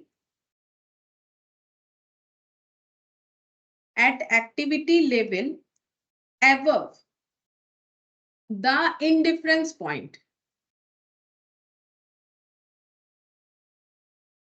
indifference point, ठीक है, अगर indifference पॉइंट से ऊपर हमारे पास केस आता है, मान लो इसमें 300 से ज्यादा आ रहा है, यहाँ पर 550 से ज्यादा आ रहा है, यहाँ 800 से ज्यादा आ रहा है, अगर ऐसा होता है, ठीक है, तो हमें कैसे चूज करना पड़ेगा, higher fixed cost lower variable cost per unit, at activity level above the indifference point, alternative with higher fixed cost and lower variable cost should be used, should be used। तो ये हमें interpret करके बताना है कि अगर हम लोग 300 से ज्यादा या कम करते हैं तो ए बी में क्या चूज करेंगे फिर, तो अगर हम लोग 300 से कम करते हैं तो ए बी में हमें वही चूज करना चाहिए जिसमें फिक्स्ड कॉस्ट कम होगा और वेरिएबल कॉस्ट ज्यादा होगा, और अगर हम लोग 300 से ज्यादा केस हमारे पास आता है तो फिर ए बी में क्या चूज करना चाहिए, जिसका फिक्स्ड कॉस्ट ज्यादा होगा वेरिएबल कॉस्ट कम होगा। नॉर्मल सा लॉजिक है, देखो अगर मेरा बहुत ज्यादा सेल होता है क्योंकि तो हम मशीन खरीदने का सोचेंगे, हाँ मशीन से जल्दी काम होता है सब ठीक है, लेकिन अगर मेरा उतना प्रोडक्शन है ही नहीं तो हम ह्यूमन बीइंग से काम करवाएंगे, मशीन रख के क्या करें, मशीन का खर्चा हम उठा ही नहीं सकते हैं, मशीन खरीद ही नहीं पाएंगे, तो वैसे ही। ठीक है, तो यहाँ पर हम लोग का पहला आंसर और उसका इंटरप्रिटेशन हो गया। फिर नेक्स्ट यहाँ पर बोला है कि if the present case load is 600 cases, अब प्रेजेंटली हम लोग का 600 केसेस आता है and it is expected to go up to 850 cases. अब बोल रहा है कि एक्सपेक्टेशन ऐसा है फ्यूचर में कि 850 केसेस हो जाए in near future, select most appropriate on cost consideration, तो हमें कौन सा ऑल्टरनेटिव लेना चाहिए। ठीक है, अगर हम लोग का केसेस 850 तक पहुंच जाएगा तो हमें कौन सा ऑल्टरनेटिव लेना चाहिए, बोलो अगर हम लोग का केस 850 तक पहुंच जाएगा तो हमें कौन सा ऑल्टरनेटिव लेना चाहिए, ये तीनों में से बताओ। थर्ड ऑप्शन, थर्ड ऑप्शन, ठीक है, ये वाला लेना चाहिए क्योंकि हम लोग का यहाँ पर तो इंडिफरेंस पॉइंट आ रहा है ना, मतलब ये वाला बी और सी में से कोई एक लेना चाहिए, क्योंकि बी और सी में क्या होगा, अगर हम लोग 800 केसेस करते हैं तो बी ले लो या सी ले लो, दोनों में हमारा कॉस्ट सेम आने वाला है। ठीक है, तो हम लोग 800 तक तो इंडिफरेंस पॉइंट हमें बी सी देगा, और अगर फ्यूचर में 850 जाएगा तो फिर हमें जो है ऑप्शन ये वाला लेना चाहिए, थर्ड वाला ऑप्शन। ठीक है, अब इसको कैसे लिखोगे, देखो इसको हम लोग ऐसे करके लिख सकते हैं, पहले यहाँ पर एक स्लैब बना लो। ठीक है, जैसे तुम लोग जो है टैक्स में बनाते हो ना स्लैब, ठीक है, वैसे स्लैब बना लेंगे, नंबर ऑफ केसेस, और यहाँ पर लिख लेते हैं ऑल्टरनेटिव टू बी चूजन। ठीक है, अगर हम लोगों का cases less than equal to 300 है, मतलब ये वाला, ये देखो 300 तक ना, तो लेस देन इक्वल टू 300 मतलब अगर हम लोग का अप टू 300 तक है तो हमें कौन सा ऑल्टरनेट लेना चाहिए, alternative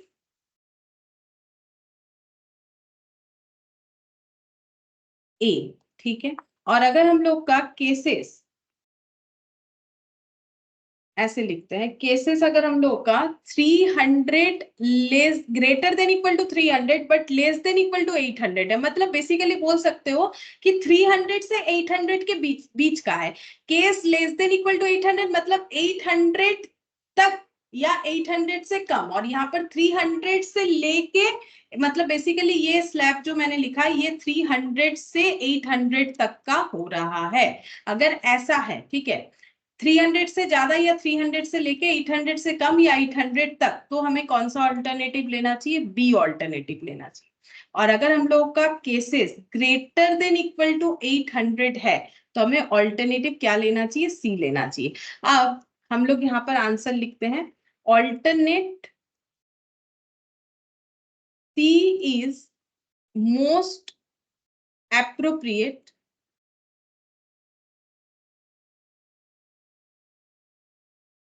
if future cases is expected to go up to 850 cases. ठीक है, फ्यूचर में अगर हम लोगों का नंबर ऑफ केसेस 850 तक पहुंच जाएगा ऐसा लगता है तो हम लोग को ऑब्वियसली कौन सा वाला ऑल्टरनेट लेना चाहिए, हमें ऑल्टरनेट जो है सी लेना चाहिए। ठीक है, और जो प्रेजेंट लोड है ये वाला, अगर 600 का देखो, इसका भी अगर हम लोग आंसर दे दे कि प्रेजेंट केस लोड जो 600 है उसके लिए हमारा ऑल्टरनेटिव जो है वो बी सही रहेगा। ठीक है, वो भी लिखवा देते हैं। ठीक है, यहाँ पर लिख देते हैं, since present case load is 600 therefore alternative B is suitable। और उसके बाद ये वाला पॉइंट, ठीक है, alternate C is most appropriate if future case expected. मैंने दोनों ही लिखवा दिए, ये पहले लिखने से ठीक होता, चलो कोई बात नहीं, तुम लोग इसको पहले लिखोगे और इसको बाद में लिखते ना, मैंने दोनों पॉइंट को अलग अलग करके लिख दिया। ठीक है, अगर 600 के हिसाब से हमारा कौन सा ऑल्टरनेट बेस्ट रहेगा, और अगर हम लोग का 850 तक केसेस जाता है तो हम लोग का कौन सा ऑल्टरनेट बेस्ट रहेगा। ठीक है, 850 तक जाएगा तो हम लोग का ऑल्टरनेट सी जो है वो बेस्ट रहेगा। ये देखो ये वाला, क्यों देखो यहाँ पर एक्चुअली देखो ऑल्टरनेट सी का मतलब हम लोग ये वाला सी का बात कर रहे हैं, क्यों, क्योंकि हम लोग अगर इंडिफरेंस पॉइंट से ज्यादा में जाएंगे, ज्यादा की तरफ, तो हमें क्या देखना पड़ेगा, अगर हम लोग का इंडिफरेंस पॉइंट से ज्यादा में जाएंगे अबव, तो हमें हायर फिक्स्ड कॉस्ट और लोअर वेरिएबल कॉस्ट वाला डेटा चाहिए। तो ऑप्शन सी एकमात्र ऐसा था, मतलब जो फुल्ली ऑटोमेटिक था, जहां पर फिक्स्ड कॉस्ट सबसे ज्यादा था। ये देखो ना, यहाँ फिक्स्ड कॉस्ट था 15,000, यहाँ फिक्स्ड कॉस्ट था हम लोग का 30 और ये हो गया 45,000, यहाँ पर हम लोग का था 1,25,000, यहाँ पर वेरिएबल कॉस्ट था 240, यहाँ पर था हम लोग का 140 और यहाँ पर था हम लोग का 40। तो अगर हम लोग का केसेस हम लोग का 600 है, ठीक है, तो हमें कौन सा ऑल्टरनेट में जाना चाहिए, तो उसके लिए हमें इंडिफरेंस पॉइंट पहले देखना पड़ेगा। 600 मतलब 550 तक तो इंडिफरेंस आ रहा है ए और सी। ठीक है, तो ए और सी में से कोई एक हमें देखना पड़ेगा। ठीक है, तो यहाँ पर देखो ए और सी में हम लोग का ये स्लैब के अकॉर्डिंग देखने से भी हमें समझ में आ जाएगा। ये देखो स्लैब के अकॉर्डिंग देखने से भी समझ में आ जाएगा। यहाँ पर देखो केस सी का फिक्स्ड कॉस्ट सबसे ज्यादा है, इसमें फिक्स्ड कॉस्ट सबसे ज्यादा है, वेरिएबल कॉस्ट सबसे कम है, इसीलिए हम लोगों ने ये जो आंसर है ना, ये वाला देखो, ये जो आंसर दिया ये पहले बताते हैं कि हम लोग 850 केसेस के लिए सी ऑल्टरनेट हम लोग क्यों ले रहे हैं, क्योंकि इसमें ये हम लोग का इंडिफरेंस पॉइंट से अबव एक्टिविटी लेवल है, अबव एक्टिविटी लेवल होने से फिक्स्ड कॉस्ट हायर और वेरिएबल कॉस्ट लोअर चाहिए, इसीलिए हम लोग ऑल्टरनेट जो है सी देख रहे हैं। ठीक है, और अगर हम लोग का प्रेजेंट केस लोड 600 है तो हमें फिर कौन सा ऑप्शन लेना चाहिए, अगर 600 है तो 600 तो हम लोग का देखो कब इंडिफरेंस पॉइंट कौन से वाले में आ रहा है, 550 केसेस, ये तो 300 है, तो ये दोनों के बीच में देखना चाहिए, यानी ए बी ए सी, यानी ए बी सी तीनों में अगर हम लोग देखें तो हम लोग का कौन सा वाला आएगा, ए बी और ए सी में तो दोनों 300 में इक्वल देगा, और हम लोग का आ रहा है 600,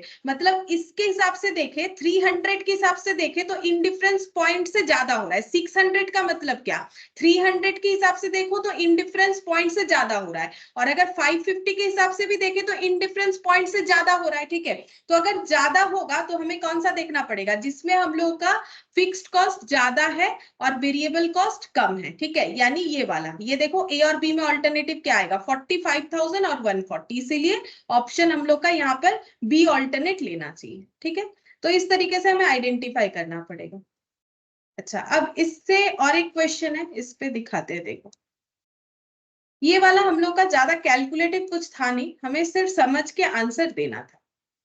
अच्छा, अब देखो यहाँ पर ये वाला क्वेश्चन, क्वेश्चन नंबर 19, ठीक है। इसमें क्या बोला है, X Y limited makes to product X and Y whose respective fixed cost are F1 and F2। तो एक्स वाई लिमिटेड जो है वो दो प्रोडक्ट बनाता है, ठीक है, और इसका फिक्स्ड कॉस्ट है F1 F2। You are given that the unit contribution of Y is 1/5 less than the unit contribution of X, that the total of F1 and F2 is 1,50,000। रुको, कुछ समझ में नहीं आया होगा क्योंकि ये थोड़ा सा मैथमेटिकल ज्यादा दिया है, लैंग्वेज हमें कुछ वैल्यूज में नहीं दिया है, A B C ऐसे करके दे रखा है। चलो हम यहाँ पर तुम लोग को लिख के दिखाते हैं, ड्रॉ करके दिखाते हैं, देखो क्या बोल क्या रहा है हम लोग को क्वेश्चन में।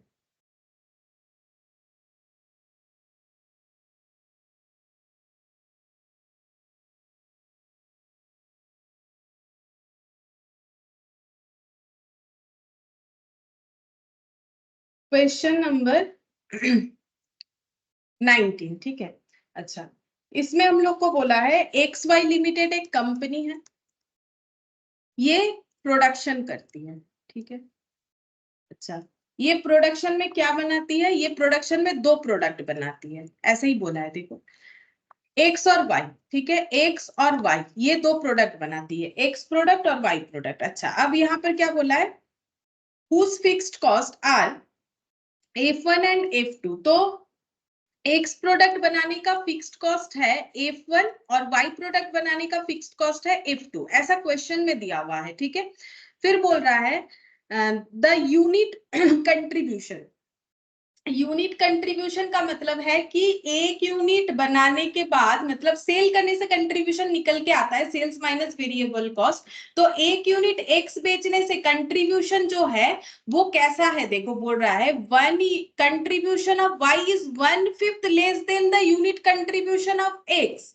मतलब एक्स का एक यूनिट का जो कंट्रीब्यूशन है y का उससे 1/5 कम है, देख लो वही लिखा हुआ है, the unit contribution of y is 1/5 less. y का यूनिट कंट्रीब्यूशन मतलब एक यूनिट का कंट्रीब्यूशन 1/5 कम है किससे, x के एक यूनिट कंट्रीब्यूशन से, ठीक है। तो चलो इस पॉइंट को भी हम यहाँ पर नोट डाउन करते हैं, कंट्रीब्यूशन पर यूनिट, ठीक है। कंट्रीब्यूशन पर यूनिट हम लोग मान लेते हैं x का है CX, ठीक है, कंट्रीब्यूशन के लिए मैंने C ले लिया CX, और Y का कंट्रीब्यूशन कितना होगा। अच्छा, अब मान लेते हैं कि ये एक यूनिट का है, ठीक है, तो Y का कितना होगा, Y का बोल रहा है कि जितना X का है, X का मान लेते हैं एक यूनिट का इतना है, तो Y का बोल रहा है उससे 1/5 कम है, तो 1 - 1/5 कर दिया, तो ये कितना आ जाएगा 4/5, और यहाँ पर मैंने लिख दिया CY कंट्रीब्यूशन Y, ये एक यूनिट का CX, मतलब ये ऐसे लिख दिया, ठीक है। मतलब हम ये बोल रहे हैं कि एक्स का एक यूनिट का कंट्रीब्यूशन CX है, तो कितना हो जाएगा 1 × CX, CX हो गया, और इसका 1 जो कंट्रीब्यूशन है इसका उससे 1/5 लेस है, तो मैंने 1/5 लेस कर दिया, और कंट्रीब्यूशन के लिए मैंने यहाँ पर CY दिखा दिया। अब 4/5 को डिवाइड कर लो, पॉइंट में आ जाएगा, ठीक है, ये देखो 0.8 CY, तो कैलकुलेशन करने में आसानी होगा। मतलब मैंने यहाँ पर कंट्रीब्यूशन को CX और CY माना है, और कुछ नहीं, तुम लोग चाहो तो P मान सकते हो, Q मान सकते हो, कुछ भी मान सकते हो, ठीक है। तो मैंने इस तरीके से कर दिया। अब यहाँ पर बोला है ये पॉइंट के बाद यहाँ तक हो गया, that the total of F1 and F2 is 1,50,000, मतलब दोनों का फिक्स्ड कॉस्ट मिला के है 1,50,000, ठीक है। मतलब F1 और F2 ये दोनों का टोटल करेंगे तो ये आता है 1,50,000, ऐसा क्वेश्चन में बोला है। अच्छा, फिर आगे देखते हैं, that the BP of x is 1800 unit, बोल रहा है एक्स का ब्रेक इवन पॉइंट, ठीक है। अब यहाँ पर हमें ब्रेक इवन पॉइंट भी दिया है, ब्रेक इवन पॉइंट, लेकिन एक्स का दिया है कितना 1800 यूनिट। अब ब्रैकेट में कुछ बोला है, बोल रहा है for BP of x2 f2 is not considered, मतलब बोल रहा है जब हम लोग x2 का बीपी निकालेंगे, x2 का नहीं होगा ये actually, oh for BP of x1 बोला है, x बोला है, अच्छा 1 नहीं comma, for BP of x f2 is not considered. अच्छा जब हम लोगों ने 1800 बीपी हमें जो गिवन है बोल रहा है उसमें फिक्स्ड कॉस्ट सिर्फ f1 का यूज हुआ है, f2 का नहीं हुआ। अब ऐसा क्यों बोल रहा है, देखो तुम लोग को पता है बीपी का फॉर्मूला क्या होता है, fixed cost divided by contribution per unit होता है। बोल रहा है कि यहाँ जब फिक्स्ड कॉस्ट लिया गया है ना, ओनली F1 लिया गया है, F2 नहीं लिया गया है, लेना भी नहीं चाहिए क्योंकि वो वाई प्रोडक्ट का है। फिर भी हमें अलग से इंफॉर्मेशन दे दिया है तो भी ठीक है, नहीं भी देता है तो वाई F2 अपने आप इंक्लूड हो भी नहीं सकता है, ठीक है, वही चीज बोला है।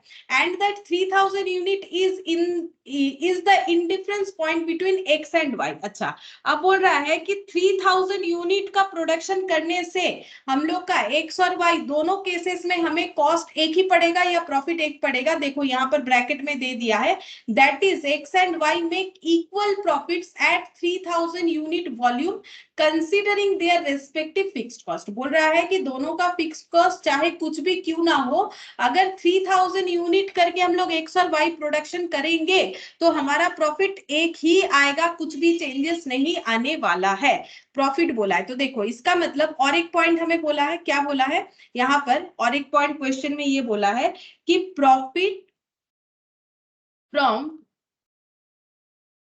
X product at 3000 unit equal profit from Y product, profit from Y product at 3000 unit. ठीक है, ये बात ही तो बोला है ना। देखो बोल रहा है कि 3000 यूनिट जब प्रोडक्शन होगा तो एक्स प्रोडक्ट जितना प्रॉफिट देगा वाई प्रोडक्ट भी उतना ही प्रॉफिट देगा। अभी हम इतना बड़ा क्वेश्चन को जस्ट लिखे हैं और कुछ नहीं किए हैं। फिर यहाँ पर बोल रहा है यहाँ पर there is no inventory buildup as whatever is produced is sold. बोल रहा है कि कोई भी इन्वेंट्री को स्टॉक करके नहीं रखा जाता है, जो भी प्रोड्यूस होता है सब बिक जाता है, यानी नो क्लोजिंग स्टॉक। ठीक है, अब यहाँ पर बोल रहा है find out the values of F1, F2 and unit contribution of X and Y। हम लोग को F1 और F2 का इंडिविजुअल वैल्यू निकाल के देना है और कंट्रीब्यूशन फॉर X और कंट्रीब्यूशन फॉर Y ये कैलकुलेट करके देना है। तो बेसिकली ये क्वेश्चन हमारा थोड़ा मैथमेटिकल टाइप है। हम लोग कैसे कैलकुलेट कर सकते हैं, इक्वेशन के थ्रू से कैलकुलेट कर सकते हैं। देखो हम लोग को क्या क्या इक्वेशन मिलेगा, तो पहला मुझे जो दिख रहा है, हमें ये एक इक्वेशन मिल रहा है कि F1 प्लस F2 है 1,50,000। तो जो भी मुझे डेटा मिला है वो हम एक एक करके यहाँ पर लिखते हैं अलग से। ठीक है, यहाँ तो मैंने ऐसे करके लिखा है और हमें कंट्रीब्यूशन दिया हुआ है CX और यहाँ पर हमें दिया हुआ है 0.8 CY। ठीक है, तो इससे हम लोग ऐसा बोल सकते हैं, देखो यहाँ पर, अच्छा ये बीपी वाला बोलते हैं पहले, देखो बीपी वाला बोलते हैं 0.2। बीपी में हम लोग क्या बोलेंगे, बीपी ऑफ एक्स दिया है, बीपी ऑफ एक्स का मतलब फिक्स्ड कॉस्ट ऑफ एक्स और divided by contribution per unit of x होना चाहिए, contribution per unit of x होना चाहिए। ठीक है, अब इसमें हमें पता है कि फिक्स्ड कॉस्ट ऑफ एक्स कितना है, फिक्स्ड कॉस्ट ऑफ एक्स है F1। ठीक है, और contribution per unit of x कितना है, CX ये है, और इसका वैल्यू हम लोग का कितना है, इसका वैल्यू है हम लोग का 1800। मतलब नेक्स्ट लाइन में हम लोग लिख सकते हैं कि 1800 equal to F1 by CX। ये दूसरा पॉइंट निकल के आया। देखो यहाँ पर पहले हमें क्वेश्चन में बोला था दोनों फिक्स्ड कॉस्ट का टोटल 1,50,000 मैंने लिख लिया। हम लोग को बोला था कि एक्स प्रोडक्ट का बीपी 1800 है, हमें पता है बीपी का मतलब होता है fixed cost by contribution per unit, क्योंकि ये यूनिट में है तो यही वाला फॉर्मूला लगेगा। फिक्स्ड कॉस्ट कितना है, F1 है, सिर्फ F1 ही लेना है, F2 नहीं लेना है, स्पेसिफिकली बता दिया है, नहीं भी बताएगा तो भी नहीं लेना पड़ेगा। ठीक है, यहाँ पर बता दिया है। ठीक है, तो हम लोग उसी को फॉलो करेंगे। Contribution per unit of x कितना है, CX है, मैंने लिख दिया, और 1800 equal to F1 by CX ये हमारा कैलकुलेशन करके आया है। अच्छा, डेटा पुट करने के बाद ये वाला वैल्यू निकल के आया। अब यहाँ से हम लोग थोड़ा सा कैलकुलेशन को जो है आगे बढ़ा सकते हैं। अब तुम लोग अगर इसको क्रॉस मल्टीप्लीकेशन करोगे तो क्या आंसर आएगा, F1 इक्वल टू हो जाएगा 1800 इंटू CX हो जाएगा। ठीक है, 1800 इंटू CX हो जाएगा। अच्छा, ये F1 का वैल्यू हो गया। अब इसी F1 के वैल्यू को अगर हम लोग पुट कर देते हैं तो क्या हमें कुछ आंसर मिलेगा? अच्छा देखते चलो, अभी यहाँ तक ही रखते हैं, ये यहाँ तक कंक्लूजन करते हैं। अब नेक्स्ट ये वाला पॉइंट लेते हैं, ये वाला जो लिखा है प्रॉफिट, ठीक है। अच्छा यहाँ पर नेक्स्ट पॉइंट लिखते हैं, प्रॉफिट ऑफ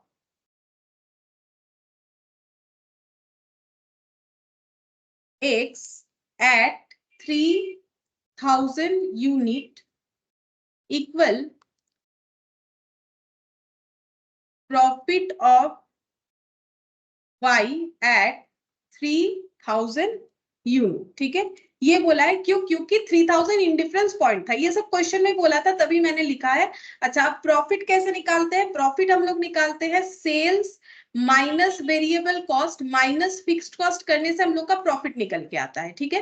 तो इस प्रॉफिट में हम लोग देखो sales minus variable cost minus fixed cost, और सेल्स माइनस वेरिएबल कॉस्ट का मतलब कितना होता है? कंट्रीब्यूशन होता है। तो कंट्रीब्यूशन माइनस फिक्स्ड कॉस्ट, हम ये समझाने के लिए बोल रहे हैं, तुम लोग अगर लिख लियो कोई बात नहीं, दोनों साइड लिख लो। हम लोग अगर कंट्रीब्यूशन माइनस फिक्स्ड कॉस्ट लिखेंगे तो हमें प्रॉफिट का पता चल जाएगा, ठीक है।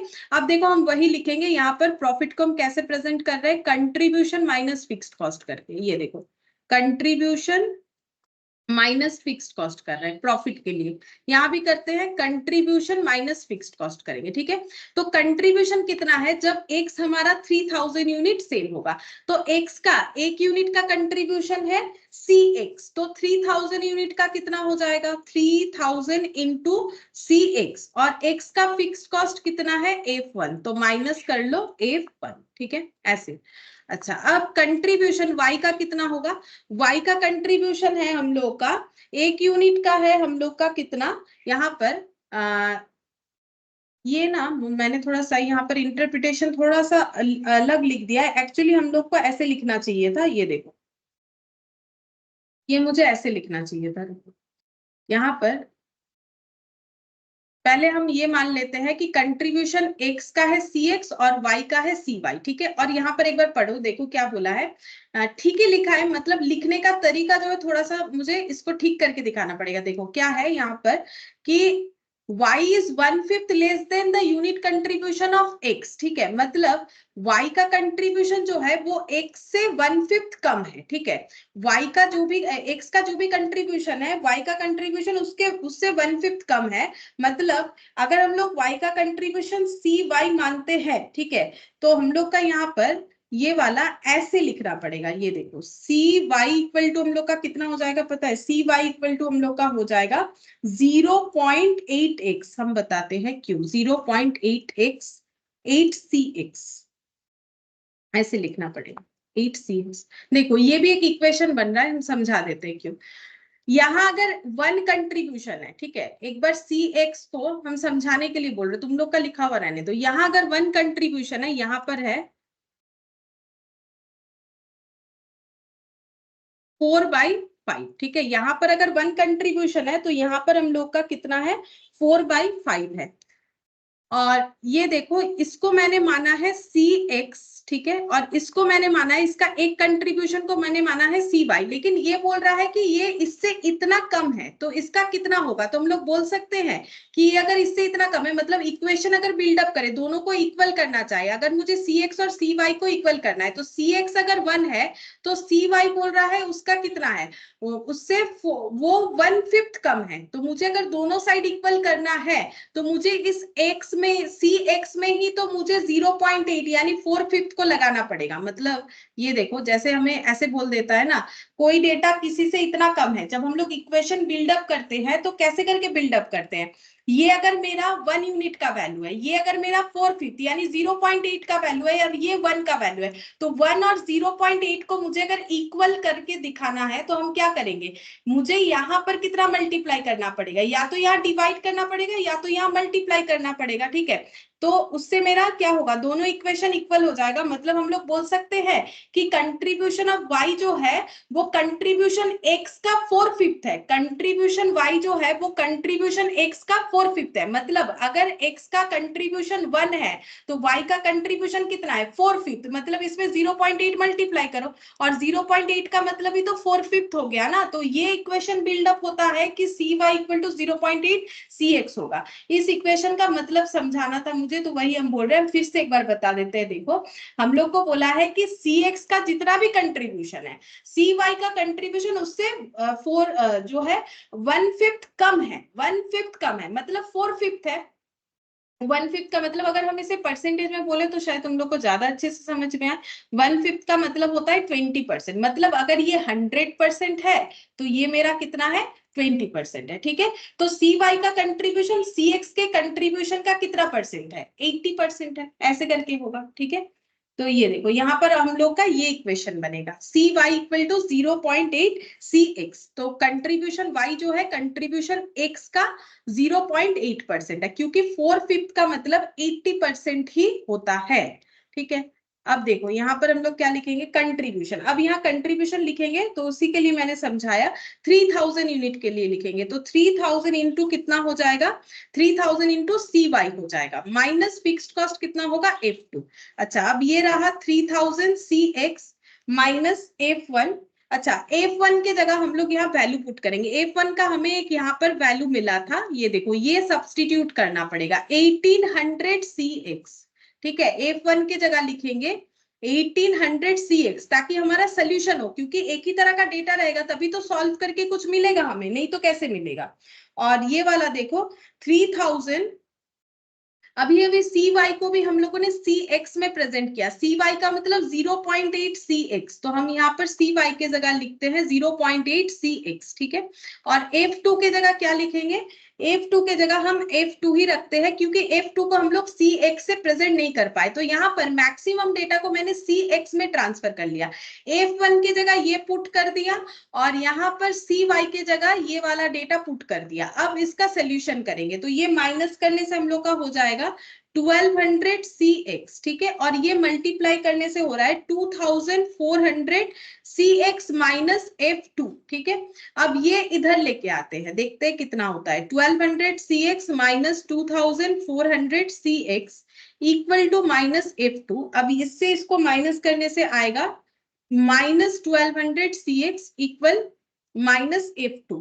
तो यहां से हम लोग का आ जाता है f2 इक्वल टू 1200 cx। ठीक है, अच्छा, अब f2 के जगह क्या कुछ पुट कर सकते हैं, देखते हैं। पुट कर सकते हैं f2 के जगह हम लोग ये पुट कर सकते हैं, ये इसको अगर देखें f2 के जगह हम लोग क्या पुट कर सकते हैं, 1,50,000 डिवाइडेड बाय f1।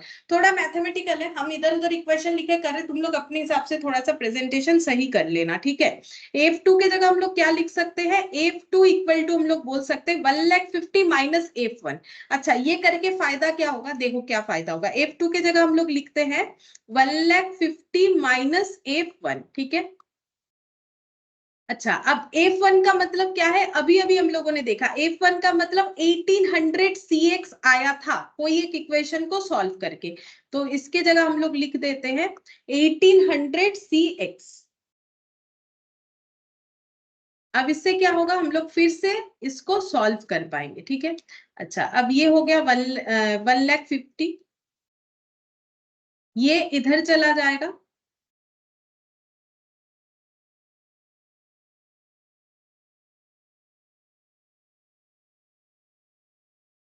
cx। तो यहां से हम लोग निकाल सकते हैं cx इक्वल टू कितना होगा,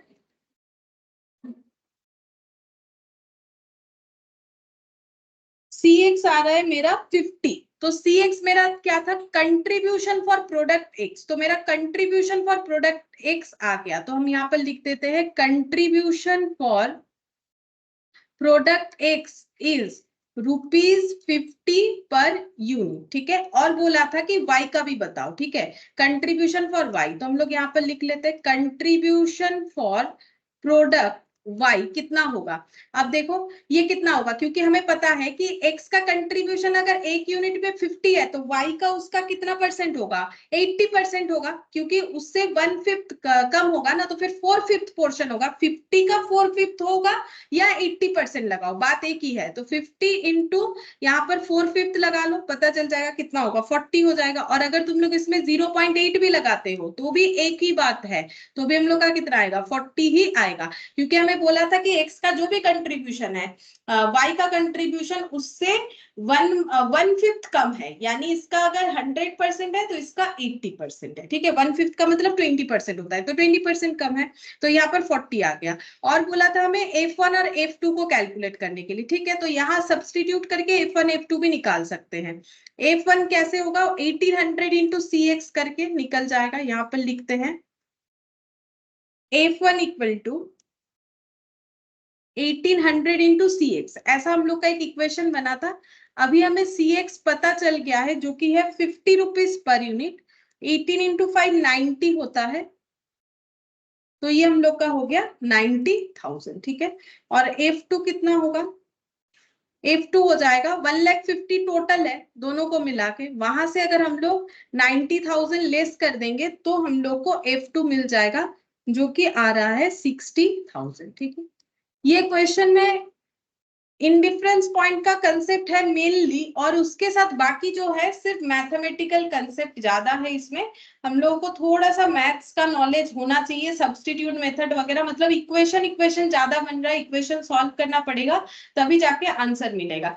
तो सबसे पहले देखो हमें 3 इक्वेशन मिल गया, F1 और F2 का टोटल हमें बताया था, और हमें BP बताया था, कैसे करके BP का वैल्यू बताया था। तो उसमें हम लोगों ने रेलिवेंट डेटा पुट करके ये एक इक्वेशन निकाला था। और हमें बोला था कि x का कंट्रीब्यूशन अगर 100 है तो y का कंट्रीब्यूशन 80 है, ठीक है। तो हम लोग ऐसे लिख रहे थे कि CY इक्वल टू 100 इंटू कितना हो जाएगा, 80%, ठीक है। मतलब CX का कंट्रीब्यूशन इंटू 80%, ऐसा करके मैंने एक इक्वेशन बनाया, जो कि हमें क्वेश्चन में बताया था। 1/5 कम होने का मतलब 20% कम, यानी 80% होगा। ये एक इक्वेशन बना।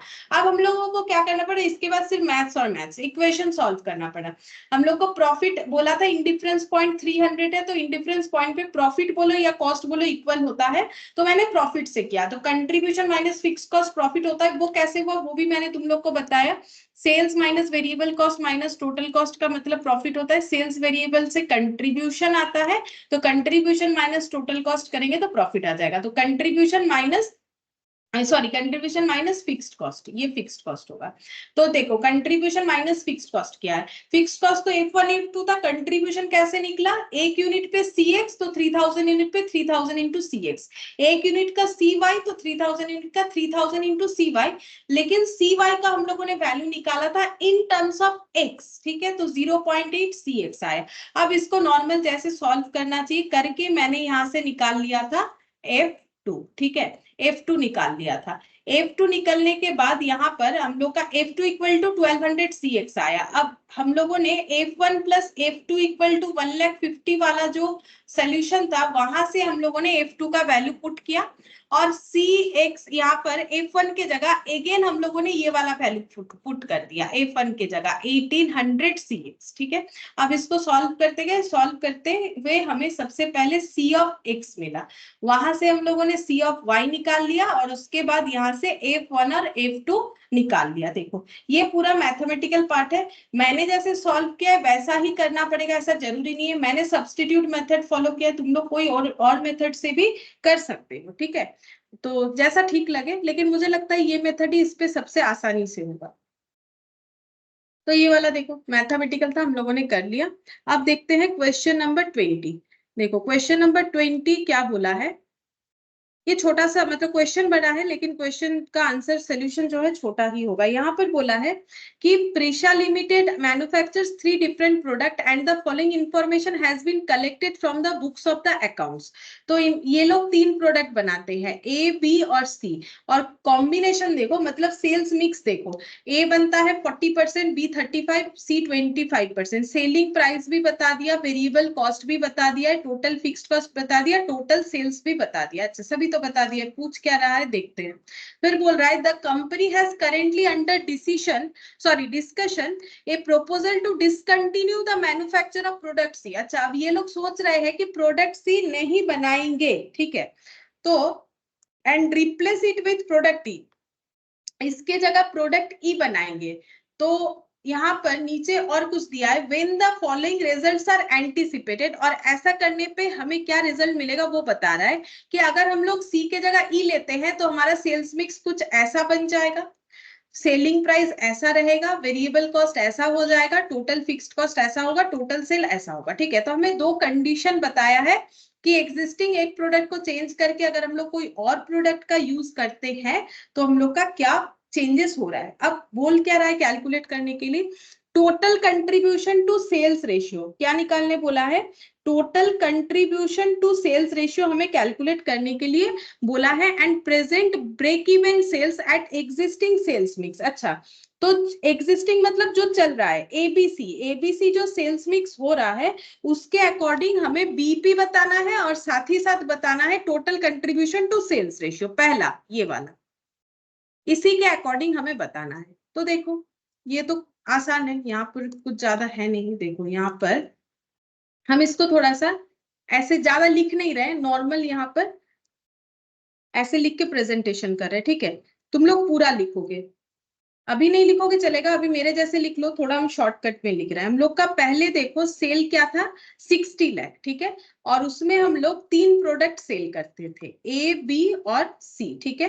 अच्छा, ए कितना परसेंट, 40, 35 और 25, ये बनता था 40%, ये सेल होता था 35% और ये सेल होता था 25%। ये हम लोग का क्या है, सेल्स, ठीक है, इतना इतना परसेंट। अब क्वांटिटी में निकालते हैं, 60 लाख का 40% कितना हो जाएगा, ये हो जाएगा हम लोग का 24 लाख, ठीक है, मैंने एल लिख दिया। 60 लाख का 35%, ये कितना होगा, 60 इंटू 35, ये हम लोग का हो जाएगा 21 लाख, और 60 का 25%, ये हम लोग का हो जाएगा 15 लाख, ठीक है। तो अभी जो सिचुएशन चल रहा है जहां पर सी प्रोड्यूस्ड हो रहा है उसके अकॉर्डिंग हम लोग का सेल्स इतना इतना आ रहा है।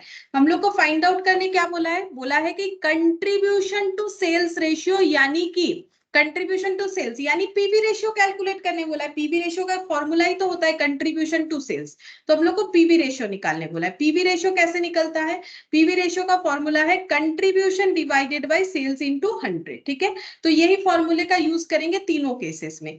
तो कंट्रीब्यूशन कितना हो जाएगा, यहाँ पर ये देखो, यहाँ पर हम लोग सेलिंग प्राइस और वेरिएबल कॉस्ट का डिफरेंस निकालेंगे तो कंट्रीब्यूशन मिल जाएगा per unit, 300 minus 150, 300 minus 150 divided by 300 into 100, इसका कैलकुलेट हो जाएगा। सेकेंड वाला होगा 400 माइनस 200 डिवाइडेड बाय 400 इंटू 100, ठीक है, कंट्रीब्यूशन बाय सेल्स, और 300 माइनस 150 डिवाइडेड बाय,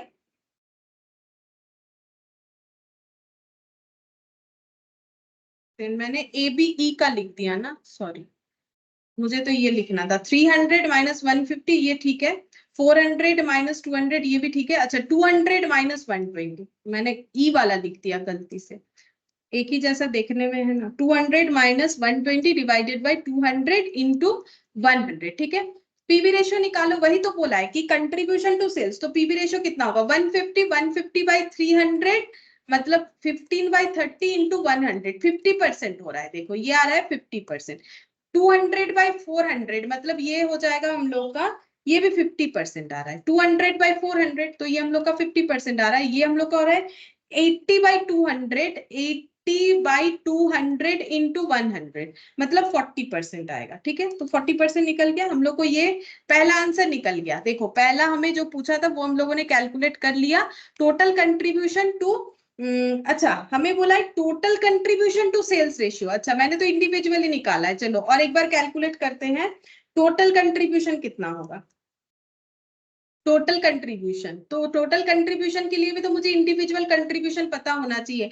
60 लाख का 50%, ठीक है, कंट्रीब्यूशन सेल का 50% है प्रोडक्ट ए के लिए, तो 60 लाख का 50%, 60 लाख का 50% कितना हो जाएगा, 30 लाख, ठीक है। अच्छा, अब फिर से 60 लाख का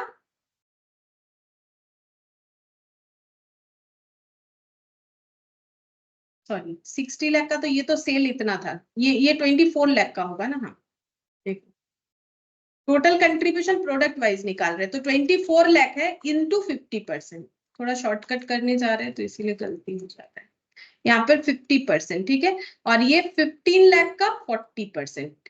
इसको टोटल करने से टोटल कंट्रीब्यूशन आएगा। यहाँ पर हम लोग का टोटल कंट्रीब्यूशन आ रहा है प्रोडक्ट वाइज, तो 24 लाख का 50% होता है 12 लाख, 21 लाख का 50% होगा 10.50 होगा, 10.50 लाख मतलब 10,50,000, और इसका 40% यानी 6 लाख हो जाएगा। तो हम लोगों ने क्या निकाल लिया, टोटल कंट्रीब्यूशन निकाल लिया है इंडिविजुअली हर एक प्रोडक्ट का। अब हम लोग निकालेंगे टोटल कंट्रीब्यूशन प्रोडक्ट वाइज।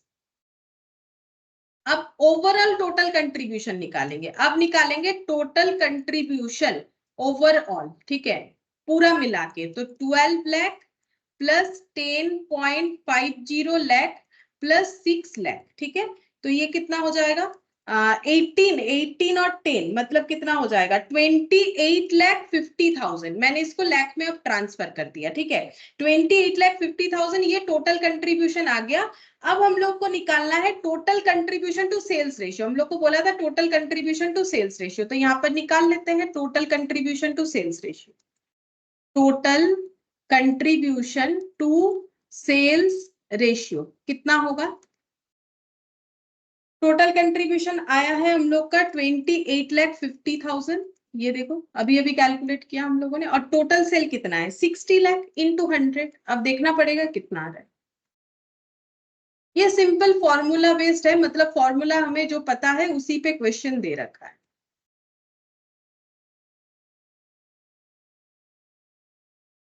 %19 आ रहा है, नहीं कुछ तो गलत हो गया फिर से। 28,50,000 डिवाइडेड बाय 60 लाख इंटू 100, 9 मेरा कुछ गलत आ रहा है, आंसर मैच नहीं हो रहा है। देखो तो क्या गलत हो रहा है, 28,50,000 तो आया, मैंने माइनस नहीं गलत तो नहीं किया, सब टोटल वोटल सब सही किया। 47.5 ये कैलकुलेट करके ना मेरा 9 क्यों आ जा रहा है पता है, 47.5%।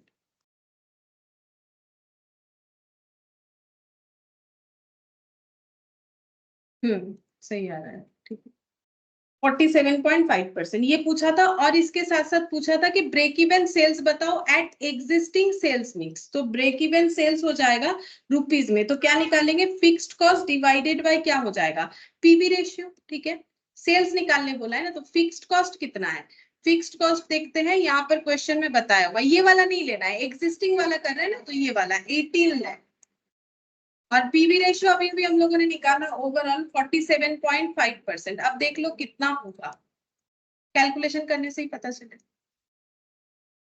18 लाख डिवाइडेड बाय 47.5%,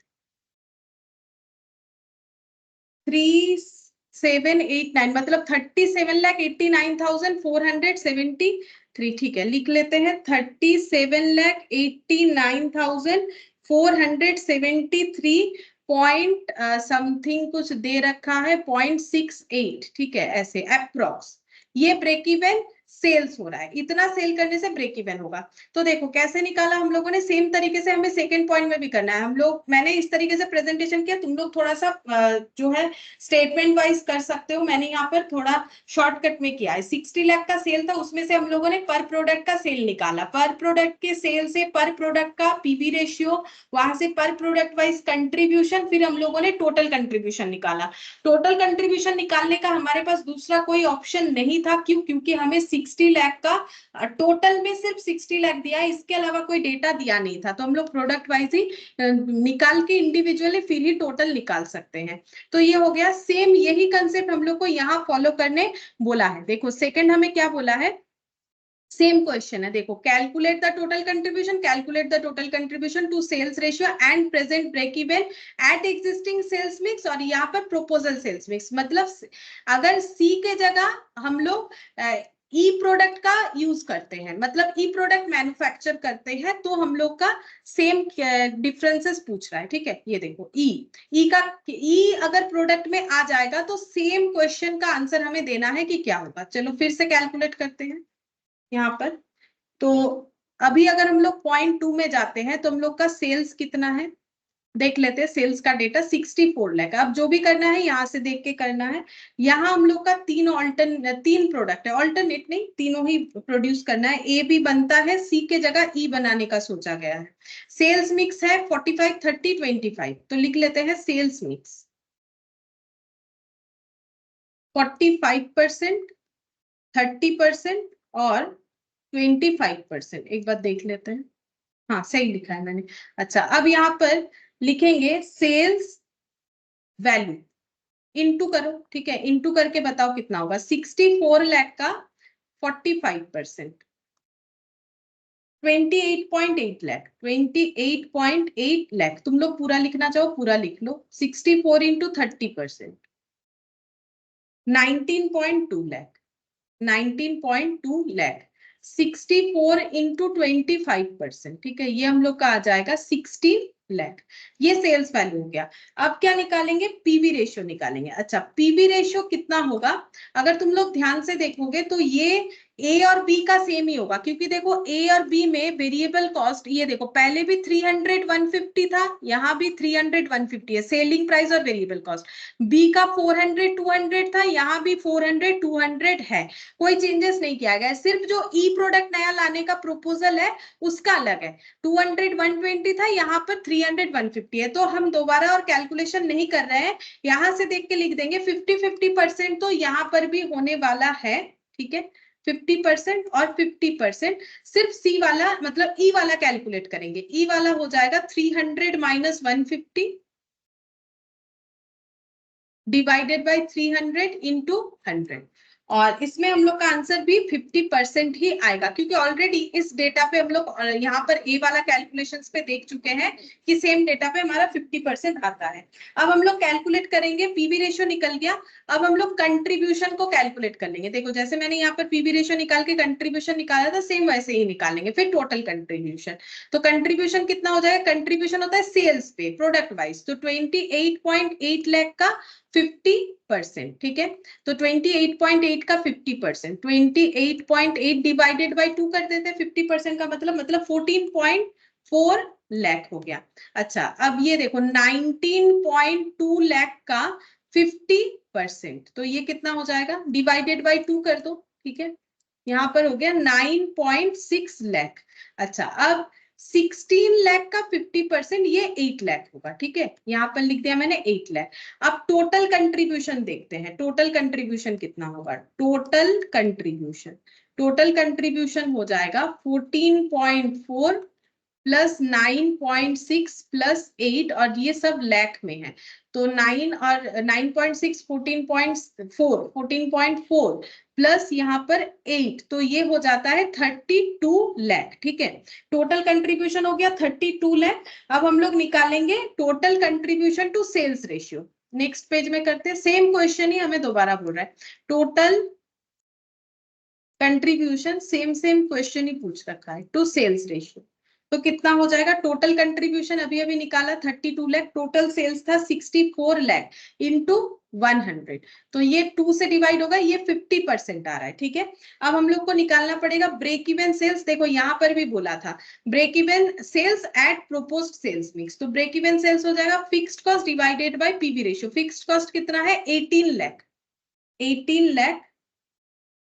और डिवाइडेड बाय 50%, ये डिवाइड करने से डबल हो जाएगा, 36 लाख होगा। मतलब 36 लाख का ब्रेक इवन सेल होने पे 36 लाख का ब्रेक इवन सेल्स होगा अगर 18 लाख फिक्स्ड कॉस्ट और 50% हम लोग का पीवी रेशियो है, ठीक है। अब दोनों क्वेश्चन का आंसर तो निकल गया, लेकिन थर्ड पॉइंट में हमें क्या बोला है, देखो state whether the proposed sales mix is accepted और नॉट। तो क्या हमें ये प्रोपोजल लेना चाहिए या नहीं लेना चाहिए। क्या तुम लोग दो आंसर निकाले हो, पीवी रेशियो का और बीईएस का, तो इसके आधार पे क्या बोल सकते हो कि हमें ये प्रपोजल लेना चाहिए या नहीं लेना चाहिए,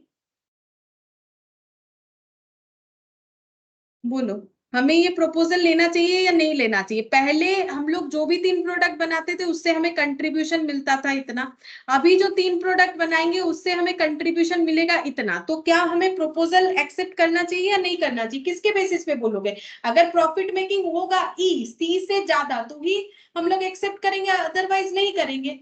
तो बोलो अगर कंट्रीब्यूशन ओवरऑल बढ़ रहा है तो क्या प्रोडक्ट ई का इम्पैक्ट आएगा कि नहीं आएगा? क्योंकि ए बी में तो कोई चेंजेस नहीं है, ये भी पहले भी जैसे हम लोग प्रोड्यूस करते थे, सेल करते थे, वेरिएबल कॉस्ट लगाते थे, अभी भी उतना ही लगाएंगे, बस सी की जगह हमें ई लेना है। और फिक्स्ड कॉस्ट का चेंजेस भी नहीं हो रहा है, सिर्फ प्रोडक्शन का चेंजेस हुआ है और उसकी वजह से सेल भी चेंज हुआ है। तो मुझे एक चीज बताओ, क्या हमें प्रपोजल एक्सेप्ट करना चाहिए या नहीं करना चाहिए?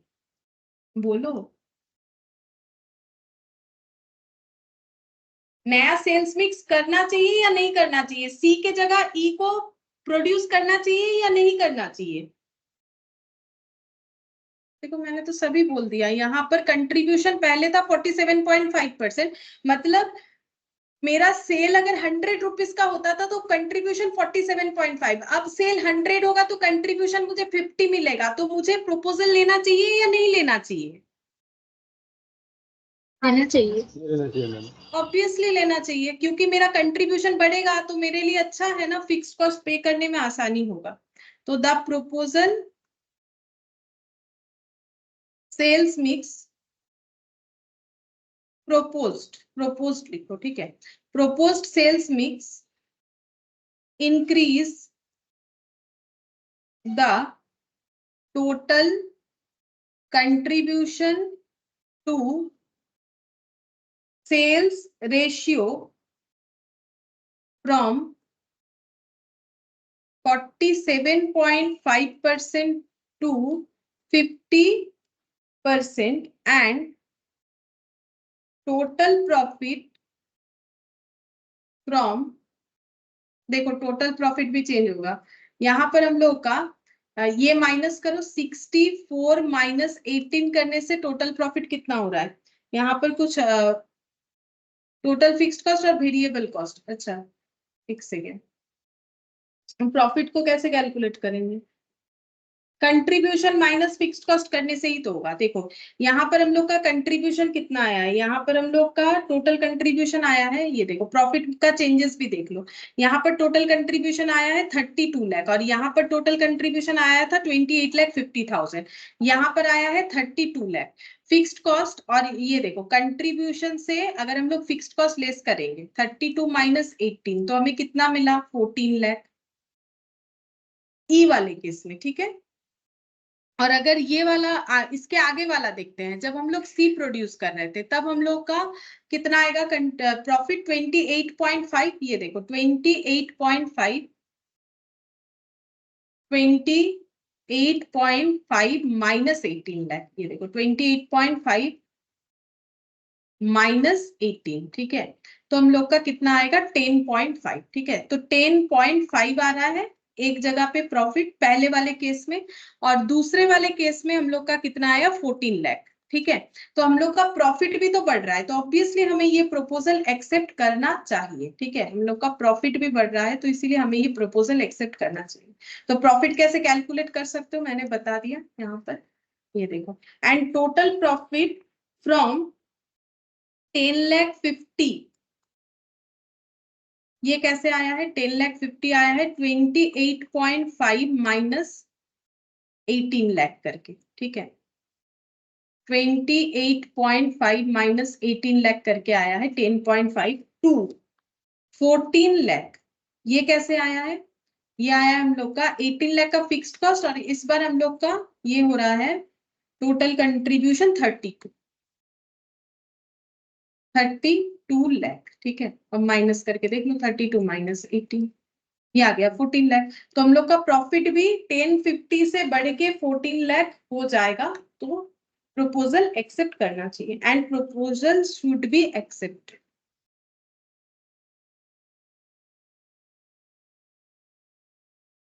प्रपोजल शुड एक्सेप्ट, ठीक है, तो इस तरीके से आंसर देना पड़ेगा। डिसीजन मेकिंग का ये वाला क्वेश्चन हम लोग का आई थिंक ये वाला लास्ट क्वेश्चन था, ठीक है।